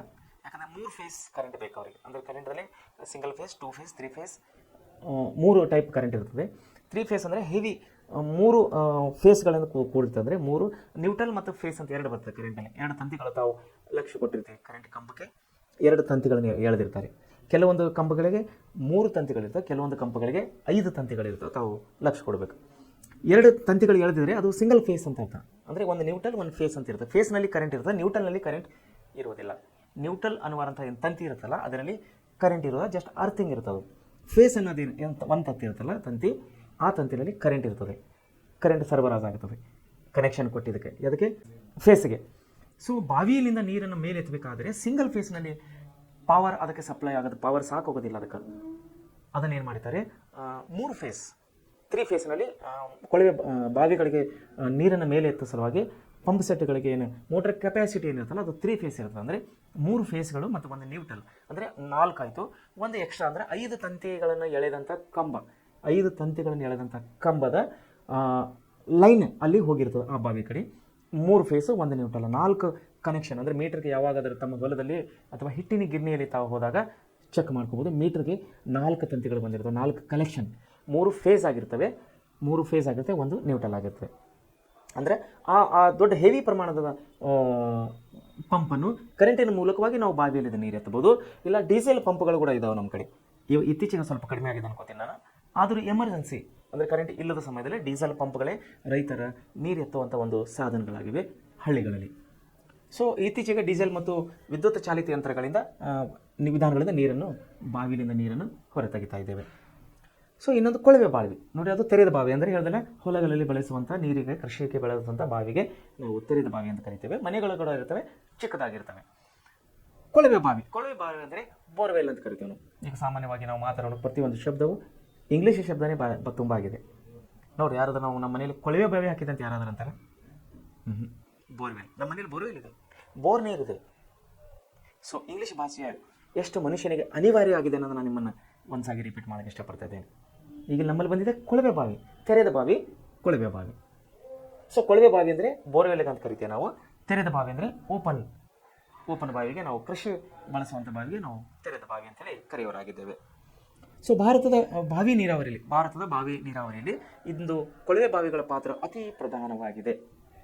ನೋಡಿ, ಮುಂಚೆಲ್ಲ ಗೃಹ ಬಳಕೆಗೆ ಬಾವಿಗಳನ್ನು ಹಳೆ ಕಾಲದಲ್ಲಿ ಅಂದರೆ 20, 30, 40 ವರ್ಷಗಳಿಗೆ ಹೋದಾಗೆ ಪ್ರತಿಯೊಂದು ಮನೆಯಲ್ಲಿ ಚಿಕ್ಕ ಚಿಕ್ಕ ಬಾವಿಗಳಿರ್ತಿದ್ವು. ಈಗೇನಾಗಿದೆ, ಯಾಕಂದ್ರೆ ಚಿಕ್ಕ ಬಾವಿ ಏನಿಲ್ಲಂದ್ರೂ ಕನಿಷ್ಠ ಒಂದು 5-6 ಫೂಟ್ ಅಥವಾ 3ರಿಂದ 6 ಫೂಟಿನ ಒಂದು ಅಡಿಯ ಒಂದು ಬಾವಿಯನ್ನು ಭೂಮಿಯಲ್ಲಿ ಡೀಪಾಗಿ ಕೆದರ್ಬೋದಾಗಿತ್ತು. ಈಗ ಬೋರ್ವೆಲ್ ಜಸ್ಟ್ 1 ಫೂಟ್, 1 ಅಡಿ ಡೀಪ್ ಎಷ್ಟಾದರೂ ಹೋಗ್ಲದು, 300 ಅಡಿ ಹೋಗಲಿ, 400 ಅಡಿ ಹೋಗಲಿ, 500 ಅಡಿ ಹೋಗಲಿ, 600 ಅಡಿ ಹೋಗಲಿ. ಆದರೆ ಮೇಲ್ಗಡೆ ಏನು ಜಮೀನೇನು ಸ್ಪೇಸ್ ಏನು ತಗೋತಾ ಇದೆಯಲ್ಲ ಅದು ಕಡಿಮೆ ಪ್ರಮಾಣ. ನಾನು ಐ ಥಿಂಕ್ 1 ಫೂಟ್ ಅನ್ಕೋತೀನಿ, 12 ಇಂಚಿನಲ್ಲಿ ಪೈಪ್ ಮನೆ ಬಿಟ್ಟು ಭೂಮಿಯಲ್ಲಿ ಬಿಟ್ಟು ಬೋರ್ ಕೊರಿತಾ ಇದ್ದಾರೆ, ಭೂಮಿ ಕೊರಿತಾ ಇದ್ದಾರೆ. ನೀರಿನ ಲಭ್ಯತೆ ಸಿಗುವವರೆಗೆ ಆಯಾ ಪ್ರದೇಶದ ಡಿಪೆಂಡೆನ್ಸಿ ಮೇಲೆ ಕೆಲವೊಂದು ಪ್ರದೇಶದಲ್ಲಿ 150-200 ಫೂಟ್ಗೆ ನೀರು ಸಿಗುತ್ತೆ, ಕೆಲವೊಂದು ಕಡೆ 500-600 ಡಿಪೆಂಡ್ ಅಪಾನ್ ಲ್ಯಾಂಡ್ ಮೇಲೆ ಬಿಟ್ಟಿದ್ದು. ಸೊ ಅದನ್ನು ಕೊಳವೆ ಬಾವಿ ಏನಾಗಿದೆ ಅಂದರೆ ನೀರಿನ ಕ್ಷೇತ್ರದ ಸುಮಾರು 59%, 59.70% ಅಂದರೆ ನಿಯರ್ ಬೈ 60%ರಷ್ಟು, ಹಾಗೂ ದೇಶದ ಒಟ್ಟು ನೀರಾವರಿಯ ಕ್ಷೇತ್ರದ 33%ರಷ್ಟು ಕೊಳವೆ ಬಾವಿಲಿಂದ ಇದು ಮಾಡ್ತಾ ಇದ್ದಾರೆ. ಏನು ನೋಡ್ರಿ, 33.70% ಇದು ಏನಂದರೆ ಒಟ್ಟು ಕ್ಷೇತ್ರದ ಅಂದರೆ ದೇಶದ ಒಟ್ಟಾರೆ. ಆಮೇಲೆ ಕೇವಲ ಇದರ ಮೇಲೆ ಇದು ಬಾವಿ ನೀರಾವರಿಗಾಗಿ ಇದು 59.70% ಇದು ಇದಕ್ಕೆ ಬಳಸ್ತಾ ಇದ್ದಾರೆ, ಬಾವಿ ನೀರಿಗೆ. ಸೊ ಇಷ್ಟೊಂದು ದೊಡ್ಡ ಪ್ರಮಾಣದಾದಂಥ ಪಾತ್ರ ನೀರನ್ನು ಭೂಮಿಯಲ್ಲಿ ನೀರನ್ನು ಮೇಲಕ್ಕೆ ಎತ್ತುವ ಸಲುವಾಗಿ ಕೊಳವೆ ಬಾವಿಯು ಇಷ್ಟು ಪ್ರಮಾಣದಲ್ಲಿ ಬಳಕೆ ಆಗ್ತಾ ಇದೆ ನಮ್ಮ ದೇಶದಲ್ಲಿ. ಸೊ ಏನು ಹೇಳುವ ಉದ್ದೇಶ ಅಂದರೆ ಕೊಳವೆ ಬಾವಿ ಮತ್ತು ತೆರೆದ ಬಾವಿ ಇವೆರಡು ಬಾವಿಗಳು ನೀರಿನ ಲಭ್ಯತೆ ನೋಡಿಕೊಂಡು ಆಯಾ ಕ್ಷೇತ್ರದಲ್ಲಿ ರೈತರು ಅಲ್ಲಿ ಡಿಸೈಡ್ ಮಾಡ್ತಾರೆ, ಅಲ್ಲಿ ಬೋರ್ ಹಾಕಬೇಕಾ ಅಥವಾ ಬಾವಿ ತೋಡಬೇಕಾ. ಸೊ ಬಾವಿ ಹೆಚ್ಚಿನ ಪ್ರಮಾಣದ ನೀರಿನ ಅವಶ್ಯಕತೆ ಇದ್ದರೆ ಬಾವಿ ತೆಗಿತಾರೆ, ಕಡಿಮೆ ಪ್ರಮಾಣದ ಗೃಹ ಉಪಯೋಗಿ ಅಥವಾ ಬೋರ್ವೆಲ್. ಹಳ್ಳಿಗಳಲ್ಲಿ ಇವಾಗ ಬೋರ್ವೆಲ್ ಕೂಡ ಹೊಲಗಳಲ್ಲಿ ಬೋರ್ವೆಲ್ ಹಾಕಿದ್ದಾರೆ. ಒಬ್ಬರ ಹೊಲದಲ್ಲಿ 2, 3, 4 ಬೋರ್ವೆಲ್ಗಳನ್ನು ನಾವು ಕಾಣುವರಾಗಿದ್ದಾವೆ. ಬೋರ್ವೆಲ್ ಹಾಕೋದ್ರಿಂದ ಏನು ಲಾಭ ಅಂದರೆ ಭೂಮಿಯ ಸ್ಪೇಸ್ ಅನ್ನೋದು ಕಡಿಮೆ ತಗೋತದೆ, 1 ಫೂಟಲ್ಲಿ ಕೆಲಸ ಮುಗಿದೋಗ್ಬಿಡ್ತದೆ. ಅದನ್ನು ನಾವು ಬಾವಿಗೆ ಬಂದಾಗ 20, 40, 50 ಅಡಿ ಎಕರೆಗಟ್ಟಲೆ ಜಮೀನು, ಸುಮಾರು ಅರ್ಧ ಎಕರೆ, 1/4 ಎಕರೆ ಭಾಗನ ಬಾವಿಗೆ ಹೋಗಿಬಿಡ್ತದೆ. ಆದರೆ ನಾವು ಬೋರ್ವೆಲ್ಗೆ ಬಂದಾಗ ಒಂದು ಫೂಟ್ನಲ್ಲಿ ಬೋರ್ವೆಲ್ ಕೆಲಸ ಮುಗಿದೋಗ್ಬಿಡ್ತದೆ. ಸುತ್ತಮುತ್ತ ಪ್ರದೇಶದಲ್ಲಿ ಮತ್ತೆ ಯಾವ ರೀತಿ ನಾವು ಬೆಳೆಯನ್ನು ಬೆಳೆಸ್ಬೋದು, ಹಣ್ಣು ಹಂಪಲು ಬೆಳೆಸ್ಬೋದು, ತರಕಾರಿ ಬೆಳೆಸ್ಬೋದು. ಭೂಮಿಯ ಲಭ್ಯತೆಯಲ್ಲಿ ಜಾಸ್ತಿ ಆಗುತ್ತದೆ ಎಲ್ಲಿ, ಕೊಳವೆ ಬಾವಿ ಹತ್ರ. ತೆರೆದ ಬಾವಿ ನಾವು ತೆಗೆದರೆ ಭೂಮಿಯ ಲಭ್ಯತೆ ಇಲ್ಲಿ ಕಡಿಮೆ ಆಗ್ತಾ ಹೋಗ್ತದೆ. ಸೊ ಈ ರೀತಿ ಏನಪ್ಪ ಅಂದರೆ ಕೊಳವೆ ಬಾವಿ ಹಾಗೂ ತೆರೆದ ಬಾವಿ ಇವೆರಡು ಬಾವಿಗಳು ಮನುಷ್ಯನ ಜೀವನಕ್ಕೆ ತುಂಬ ಅತಿ ಮುಖ್ಯವಾಗಿದೆ. ಅದು ಕೃಷಿಗಾಗಿ ಆಗ್ಬೋದು, ಕೈಗಾರಿಕೆಗಾಗಿ ಆಗ್ಬೋದು, ಅಥವಾ ಗೃಹ ಉಪಯೋಗಕ್ಕಾಗ್ಬೋದು. ಮನುಷ್ಯನಿಗೆ ಕೃಷಿಗೆ ನೀರು ಬೇಕು ಮತ್ತು ಗೃಹ ಉಪಯೋಗಕ್ಕೆ ನೀರು ಬೇಕು ಹಾಗೂ ಕೈಗಾರಿಕೆಗಳಿಗೆ ನೀರು ಬೇಕು. ಈ 3 ಉಪಯೋಗಗಳಿಗೆ ಅಂದರೆ ಈ 3-4 ಉಪಯೋಗಗಳಿಗೆ ಮನುಷ್ಯನಿಗೆ ಅತಿ ತುಂಬವಾದ ಮಹತ್ವವಾದಂತಹ ನೀರಿನ ಲಭ್ಯತೆ ನಾವು ಕೊಳವೆ ಬಾವಿ ಮತ್ತು ತೆರೆದ ಬಾವಿಯಲ್ಲಿ ಕಾಣುವರಾಗಿದ್ದೇವೆ. ಅದಕ್ಕಾಗಿಯೇ ಸರ್ಕಾರ ಏನು ಮಾಡ್ತಿದೆ, ರಾಜ್ಯ ಸರ್ಕಾರವು ನೀರಿಗೆ ಅಂದರೆ ಕೊಳವೆ ಬಾವಿಗೆ ಸಬ್ಸಿಡಿ ಅಂದರೆ ಏನಂದರೆ ನಾವು ಸಹಾಯಧನ ಅಂತ ಕರಿತೇವೆ. ಸಹಾಯಧನ ಸರ್ಕಾರ ಕೊಡ್ತಾ ಇದೆ ರೈತರಿಗೆ, ಒಂದು ಬಾವಿ ಹಾಕ್ಕೊಳ್ಳೋಕ್ಕೆ ಅಥವಾ ಬೋರ್ ಹಾಕ್ಕೊಳ್ಳೋಕ್ಕೆ. ಅದನ್ನೇ ಆಯಾ ಇಲಾಖೆಯ ಮೂಲಕವಾಗಿ ಐ ಥಿಂಕ್ ಸಮಾಜ ಕಲ್ಯಾಣ ಇಲಾಖೆ ಹಾಗೂ ಹಿಂದುಳಿದ ಮತ್ತು ಅಲ್ಪಸಂಖ್ಯಾತರ ಇಲಾಖೆ, ಈ ಕೆಲವೊಂದು ಇಲಾಖೆ, ಕೃಷಿ ಇಲಾಖೆ ಕಡೆಯಿಂದ, ತೋಟಗಾರಿಕಾ ಇಲಾಖೆ ಕಡೆಯಿಂದ ಏನು ಮಾಡ್ತಾ ಇದ್ದಾರೆ, ಸರ್ಕಾರದವರು ರೈತರಿಗೆ ಸಹಾಯಧನವನ್ನು ಕೊಡ್ತಾ ಇದ್ದಾರೆ. ಹೇಗೆ ಕೊಡ್ತಾ ಇದ್ದಾರೆ ಅಂದರೆ ಗಂಗಾ ಕಲ್ಯಾಣ ಯೋಜನೆ ಅಂತೇಳಿ ಒಂದು ಸ್ಕೀಮನ್ನು ತೆಗೆದಿದ್ದಾರೆ ಸರ್ಕಾರದವರು. ಯಾವುದದು ಬಹುಶಃ ತಮಗೆ ಗೊತ್ತಿದೆ ಅನ್ಕೋತೀನಿ, ಗಂಗಾ ಕಲ್ಯಾಣ ಯೋಜನೆ. ಈ ಗಂಗಾ ಕಲ್ಯಾಣ ಯೋಜನೆ ಏನಂದರೆ ಹಳ್ಳಿಗಳಲ್ಲಿ ರೈತರಿಗೆ, ವಿಶೇಷವಾಗಿ ರೈತರಿಗೆ ಹೊಲಗಳಿಗೆ ನೀರಿನ ಅವಶ್ಯಕತೆಗಾಗಿ ಅಂದರೆ ಬೆಳೆಗಳಿಗೆ ನೀರನ್ನು ಹರಿಸುವ ಸಲುವಾಗಿ ಈ ಬೋರ್ ಬೇಕಾಗಿದೆ, ಅಂದರೆ ಕೊಳವೆ ಬಾವಿ ಬೇಕಾಗಿದೆ. ಅದಕ್ಕಾಗಿ ಗಂಗಾ ಕಲ್ಯಾಣ ಯೋಜನೆಯಲ್ಲಿ ಸಹಾಯಧನ ಸರ್ಕಾರ ಏನು ಮಾಡ್ತಾ ಇದೆ, ರೈತರಿಗೆ ಇಲ್ಲಿ ಸಹಾಯಧನವನ್ನು ಕೊಡ್ತಾ ಇದೆ. ಅದು ಇಂತಿಷ್ಟು ಅಂತೇಳಿ ಅದಕ್ಕೊಂದು ಇದು ಮಾಡಿದ್ದಾರೆ. ಬಹುಶಃ ಜಿಲ್ಲೆಗೆ ಬೇರೆ ಬೇರೆ ಅಮೌಂಟ್ ಇರ್ಬೋದು, ಸಹಾಯಧನದ ಅಮೌಂಟು, ಅಥವಾ ನೀರಿನ ಡೀಪ್ ಅಂದರೆ ಡೆಪ್ತ್ ಏನು ನಾವು ಆಳ ಏನು ಹೋಗ್ತೀವಲ್ಲ, ಭೂಮಿಯ ಆಳ ಏನು ಹೋಗ್ತದೆ, ಬಹುಶಃ ಅದ್ರ ಮೇಲೆ ಇರ್ಬೋದು. ಒಟ್ಟಾರೆ ಸರ್ಕಾರ ಗಂಗಾ ಕಲ್ಯಾಣ ಯೋಜನೆ ಮೂಲಕವಾಗಿ ರೈತರಿಗೆ ಸಹಾಯಧನವನ್ನು ಕೊಡ್ತಾ ಇದೆ, ಕೃಷಿಯ ಅಭಿವೃದ್ಧಿಗಾಗಿ, ಕೃಷಿಯ ಉತ್ತೇಜನಕ್ಕಾಗಿ, ಅದರಲ್ಲಿ ವಿಶೇಷವಾಗಿ ಕೊಳವೆ ಬಾವಿಗಾಗಿ. ಇದು ತೆರೆದ ಬಾವಿ ಕೂಡ ಕೊಡ್ತಾ ಇದೆ. ಆದರೆ ತೆರೆದ ಬಾವಿಗಳು ರೈತರು ಜಾಸ್ತಿ ಕೊರೆಸ್ತಾ ಇಲ್ಲ. ಕೊಳವೆ ಬಾವಿಗಳು ರೈತರು ಜಾಸ್ತಿ ಈ ಕಡೆ ಮನಸ್ಸು ಮಾಡ್ತಾ ಇಲ್ಲ. ಯಾಕಂದರೆ ಭೂಮಿಯ ಸ್ಪೇಸನ್ನು ಜಾಸ್ತಿ ತಗೋತದು. ಭೂಮಿಯ ಲಭ್ಯತೆಯನ್ನು ಹೆಚ್ಚಾಗಿ ತಗೊಳ್ಳೋ ಸಲುವಾಗಿ ಅಲ್ಲಿ ಏನಾಗ್ತದೆ, ರೈತನಿಗೆ ಉದಾಹರಣೆಗೆ 2 ಎಕರೆ ಜಮೀನಿದೆ ಅನ್ಕೋರಿ. ಒಬ್ಬ ಚಿಕ್ಕ ಕೃಷಿಕ, ಸಣ್ಣ ಕೈ ಕೃಷಿಕ ಮನುಷ್ಯ, ಸಣ್ಣ ಕೃಷಿ ಮನುಷ್ಯ ಇರೋದೇ 2 ಎಕರೆ ಆದರೆ ಅದರ ಕಾಲು ಭಾಗ ಬಾವಿಗೆ ಹೋದಾಗ, ಬಾವಿ ತೋಡ್ಲಿಕ್ಕೆ ಅವನಿಗೆ ಕಾಲು ಭಾಗ ಹೋದರೆ ಮತ್ತು ಉಳಿದ ಪ್ರದೇಶದಲ್ಲಿ ಅವನ ಜೀವನ ನಡೆಯೋದಿಲ್ಲ. ಒಂದು ಚಿಕ್ಕದಾದಂಥ ಪ್ರದೇಶ 1.5 ಎಕರೆ, 1.25 ಭಾಗ ಎಕರೆಯಲ್ಲಿ ಅವನಿಗೆ ಜೀವನ ನಡೆಸೋದು ಕಷ್ಟ ಆಗುತ್ತದೆ. ಅದನ್ನೇ ಕೊಳವೆ ಬಾವಿ ತೋಡಿದಾಗ, ಅಂದರೆ ಬೋರವನ್ನು ಹಾಕಿದಾಗ ಏನಾಗ್ತದೆ, ಸ್ಪೇಸ್ ಕಡಿಮೆ ಹೋಗುತ್ತದೆ. 1 ಫೂಟ್ 2 ಫೂಟ್ನಲ್ಲಿ ಕೆಲಸ ಮುಗಿದೋಗ್ಬಿಡ್ತದೆ, ಭೂಮಿಯ ಲಭ್ಯತೆ ಜಾಸ್ತಿ ಆಗ್ತದೆ. ಈ ಸಮಸ್ಯೆ ಬರೋದು ಎಲ್ಲಿ? ಚಿಕ್ಕ ಕೃಷಿಕಾರನಿಗೆ, ಅಂದರೆ ಸಣ್ಣ ರೈತರು ಅಂತ ನಾವು ಕರಿತೀವಿ, ಚಿಕ್ಕ ರೈತರು ಅಂತೇಳಿ ಕರಿತೀವಿ. ಈ ಸರ್ಕಾರವೇ ಹಲವು ಕಾರ್ಯಕ್ರಮಗಳು, ಗಂಗಾಲ್ ಕಲ್ಯಾಣ ಯೋಜನೆ ಆಯಿತು, ಇನ್ನಿತರ ಬೇರೆ ಬೇರೆ ಕಾರ್ಯಕ್ರಮಗಳಾಯಿತು, ಕೃಷಿ ಉತ್ತೇಜನಕ್ಕಾಗಿ, ಕೃಷಿ ಅಭಿವೃದ್ಧಿಗಾಗಿ ಕೇಂದ್ರ ಸರ್ಕಾರ ಮತ್ತು ರಾಜ್ಯ ಸರ್ಕಾರಗಳು ಎಲ್ಲವೂ ಏನಪ್ಪ ಅಂದರೆ ರೈತರ ಬೆನ್ನೆಲುಬಾಗಿ ನಿಂತಿದ್ದೇವೆ. ಉದಾಹರಣೆಗಾಗಿ ಹೇಳಬೇಕಾದ್ರೆ, ಕೆಲವೊಂದು ಪ್ರದೇಶಗಳಲ್ಲಿ ಮಳೆ ಬೆಳೀತಾ ಇಲ್ಲ, ಬೆಳೆ ಬರ್ತಾ ಇಲ್ಲ, ರೈತನ ಕಂಗಾಲಾಗ್ತಾ ಇದ್ದಾರೆ, ರೈತರ ಜೀವನ ತುಂಬ ಕಷ್ಟದಿಂದ ನಡೀತಾ ಇದೆ, ಸುಮಾರು ರೈತರು ಆತ್ಮಹತ್ಯೆ ಮಾಡ್ಕೋತಾ ಇದ್ದಾರೆ. ಅದಕ್ಕಾಗಿ ರೈತರಿಗೆ ಒಂದು ಸಣ್ಣ ಪ್ರಮಾಣದಲ್ಲಿ ಧೈರ್ಯವನ್ನು ಕೊಡುವ ಒಂದು ರೀತಿಯಲ್ಲಿ ಕೇಂದ್ರ ಸರ್ಕಾರದವರು, ಅಂದರೆ ನಮ್ಮ ದೇಶದ ಪ್ರಧಾನಮಂತ್ರಿ ಆದವರಂಥ ಸನ್ಮಾನ್ಯ ಶ್ರೀ ನರೇಂದ್ರ ಮೋದಿಯವರು ಈಗೇನು ಮಾಡಿದ್ದಾರೆ, ಕಿಸಾನ್ ಸಮ್ಮಾನ್ ಯೋಜನೆ ಅಂತ ಹೇಳಿ ಒಂದು ತೆಗೆದಿದ್ದಾರೆ. ಕಿಸಾನ್ ಸಮ್ಮಾನ್ ಯೋಜನೆ ಏನಿದು? ಕಿಸಾನ್ ಸಮ್ಮಾನ್ ಯೋಜನೆ ಅಂದರೆ ಅತಿವೃಷ್ಟಿ ಮತ್ತು ಅನಾವೃಷ್ಟಿಯಿಂದ ರೈತನು ಸಂಕಷ್ಟಕ್ಕೆ ಸಿಲುಕ್ತಾ ಇದ್ದಾನೆ. ನೀರಿನ ಲಭ್ಯ ಇದ್ದವರು, ಕೊಳವೆ ಬಾವಿ ಇದ್ದವರು, ತೆರೆದ ಬಾವಿ ಇದ್ದವರು ಕೃಷಿಯನ್ನು ಬೆಳೆಯಬಹುದು. ಆದರೆ ಎಷ್ಟೋ ಪ್ರದೇಶಗಳಲ್ಲಿ ಎಷ್ಟೋ ರೈತರಿಗೆ ಯಾವ ಬಾವಿ ಕೂಡ ಇಲ್ಲ, ಕೊಳವೆ ಬಾವಿ ಕೂಡ ಇಲ್ಲ, ತೆರೆದ ಬಾವಿ ಕೂಡ ಇಲ್ಲ. ಅಂಥ ಅವರು ಕೇವಲ ಮಳೆಯ ನೀರಿನ ಮೇಲೆ ಅವಲಂಬಿತರಾಗಿದ್ದಾರೆ. ಕೇವಲ ಮಳೆಯ ನೀರಿನ ಮೇಲೆ ಮಾತ್ರ ಅವಲಂಬಿತ ಆದಂಥ ರೈತರು ಮಳೆಯ ಬಾರದೇ ಇದ್ದಾಗ, ಬರಗಾಲ ಬಂದಾಗ ಅಥವಾ ಹೆಚ್ಚು ಮಳೆ ಬಿದ್ದು ಬೆಳೆಯನ್ನು ಹೋದಾಗ, ಅಂದರೆ ಅತಿವೃಷ್ಟಿ ಮತ್ತು ಅನಾವೃಷ್ಟಿಯಿಂದ ತನ್ನ ಬೆಳೆಯನ್ನು ಕಳ್ಕೊಂಡಾಗ ಎಷ್ಟೋ ರೈತರು ಆತ್ಮಹತ್ಯೆ ಮಾಡ್ಕೊಳ್ತಾ ಇದ್ದಾರೆ. ಸೊ ಅವರಿಗೆ ಒಂದು ಧೈರ್ಯ ಕೊಡುವ ನಿಟ್ಟಿನಲ್ಲಿ ಕೇಂದ್ರ ಸರ್ಕಾರವು ಕಿಸಾನ್ ಸಮ್ಮಾನ್ ಯೋಜನೆ ಅಂಥೇಳಿ ಒಂದು ಯೋಜನೆ ತೆಗೆದಿದೆ. ಅದರ ಒಂದು ಫಲಾನುಭವಿಗಳಿಗೆ ಆ ಕಿಸಾನ್ ಸಮ್ಮಾನ್ ಯೋಜನೆಯಲ್ಲಿ ನೋಂದಾಯಿಸಿಕೊಟ್ಟ ಅಥವಾ ಚಿಕ್ಕ ರೈತರಿಗೆ, ಸಣ್ಣ ರೈತರಿಗೆ ಬಹುಶಃ ವರ್ಷಕ್ಕೆ 12,000 ಅನ್ಕೋತೀನಿ ನಾನು. ಒಂದು ವರ್ಷಕ್ಕೆ 12,000 ರೂಪಾಯಿ ಅಥವಾ ಒಂದು ಅವಧಿಗೆ, ಅಂದರೆ 2-3 ಅವಧಿ ಮಾಡಿದ್ದಾರೆ. ಅದರಲ್ಲಿ ಒಟ್ಟು ವಾರ್ಷಿಕವಾಗಿ ಅವರಿಗೆ 10,000 ರಿಂದ 12,000 ರೂಪಾಯಿ ಸಹಾಯಧನ ಸರ್ಕಾರ ಕೊಡ್ತಾ ಇದೆ ಅಂಥೇಳಿ ನನಗೆ ಮಾಹಿತಿ ಇದೆ. ಕರೆಕ್ಟಾಗಿ ಗೊತ್ತಿಲ್ಲ, ಬಟ್ ಕೊಡ್ತಾ ಇದೆ, ಎಷ್ಟೋ ಬರ್ತಾ ಇದೆ. ಇದು ಒಂದು ಸರ್ಕಾರದ ಯೋಜನೆಯಾಗಿದೆ. ಸೊ ಇದರ ಉದ್ದೇಶ ಏನಾಗಿದೆ, ಕೃಷಿಗೆ ಉತ್ತೇಜನ ಕೊಡೋದು, ರೈತರ ಬಾಳನ್ನು ಹಸನು ಮಾಡುವುದು, ದೇಶದಲ್ಲಿ ಕೃಷಿಯನ್ನು ಬೆಳವಣಿಗೆ ಮಾಡುವುದು. ಸೊ ಈ ರೀತಿಯಾಗಿ ಕೊಳವೆ ಬಾವಿ ಮತ್ತು ತೆರೆದ ಬಾವಿಗಳು ರೈತನಿಗೆ ಅತಿ ಮುಖ್ಯವಾಗಿದೆ ಅಂತೇಳಿ ನಾನು ಹೇಳೋಕ್ಕೆ ಇಷ್ಟಪಡ್ತಾ ಇದ್ದೀನಿ. ಸೊ ವಿದ್ಯಾರ್ಥಿಗಳಿಗೆ ಈ ಪಾಠವು ಇನ್ನೂ ತುಂಬ ಮುಂದುವಿದೆ, ಇನ್ನು ತುಂಬ ಡೀಪಾಗಿ ಹೋಗಬೇಕಾಗಿದೆ, ತುಂಬ ಆಳವಾಗಿ ನಾವು ನೀರಾವರಿ ಬಗ್ಗೆ ಅಭ್ಯಾಸ ಮಾಡಬೇಕಾಗಿದೆ. ಅದಕ್ಕಾಗಿ ಈ ಪಾಠವನ್ನು ನಾವು ಹೆಚ್ಚು ವಿಷಯಗಳನ್ನು ತಗೊಂಡ್ರೆ ನಿಮಗೆ ತುಂಬ ಕನ್ಫ್ಯೂಸ್ ಆಗುತ್ತದೆ. ಸೊ ಇವತ್ತಿನ ಪಾಠದಲ್ಲಿ ನಾವು ಕೊಳವೆ ಬಾವಿ, ತೆರೆದ ಬಾವಿ ಹಾಗೂ ನೀರಿನ ಲಭ್ಯತೆ, ನೀರಿನ ಅವಶ್ಯಕತೆ ನಾವು ನೋಡಿದ್ದೇವೆ. ನಾಳೆ ಬರುವಂಥ ಪಾಠದಲ್ಲಿ ನಾವು ಕಾಲುವೆ ನೀರುಗಳು ಮತ್ತು ಪ್ರವಾಹಗಳು ನಾವು ಮುಂದಿನ ಪಾಠದಲ್ಲಿ ನೋಡುವರಾಗಿದ್ದೇವೆ. ಸೊ ಅದಕ್ಕಾಗಿ ಮಕ್ಕಳೇ, ಈ ಪಾಠವನ್ನು ಇವತ್ತಿನ ಕ್ಲಾಸನ್ನು ನಾನು ಇಲ್ಲೇ ನಿಲ್ಲಿಸ್ತಾ ಇದ್ದೇನೆ. ದಯಮಾಡಿ ತಾವು ಹೇಳಿದಂಥ ವಿಷಯಗಳು ಒಳ್ಳೆ ರೀತಿಯಲ್ಲಿ ಅಭ್ಯಾಸ ಮಾಡಿರಿ. ತಮಗೆ ಯಾವುದೇ ವಿಷಯನ ತಿಳಿದಿಲ್ಲ, ನಿಮಗೆ ಯಾವುದೇ ರೀತಿಯನ್ನು ಗೊತ್ತಾಗಿಲ್ಲ ಅಂದರೆ ನಮ್ಮ ಕಮೆಂಟ್ ಬಾಕ್ಸ್ನಲ್ಲಿ ತಾವು ಕಮೆಂಟ್ ಮಾಡಿರಿ, ಅಥವಾ ಖುದ್ದಾಗಿ ಫೋನ್ ಮೂಲಕ ನಮ್ಮ ಸಂಸ್ಥೆಯ ಮುಖ್ಯಸ್ಥರನ್ನು, ಅಂದರೆ ನಮ್ಮ ಪ್ರೆಸೆಂಟ್ ಕ್ಲಾಸ್ನ ಮುಖ್ಯಸ್ಥರನ್ನು, ನಮ್ಮ ಸಿಬ್ಬಂದಿ ವರ್ಗದನ್ನು ತಾವು ಸಂಪರ್ಕಿಸಿದರೆ ತಮಗೆ ತಿಳಿಯಲಾರದ ವಿಷಯಗಳನ್ನು ನಾವು ಇನ್ನೂ ಹೆಚ್ಚಾಗಿ ನಿಮಗೆ ತಿಳಿಸಿ ಕೊಡುವರಾಗಿದ್ದೇವೆ. ಧನ್ಯವಾದಗಳು.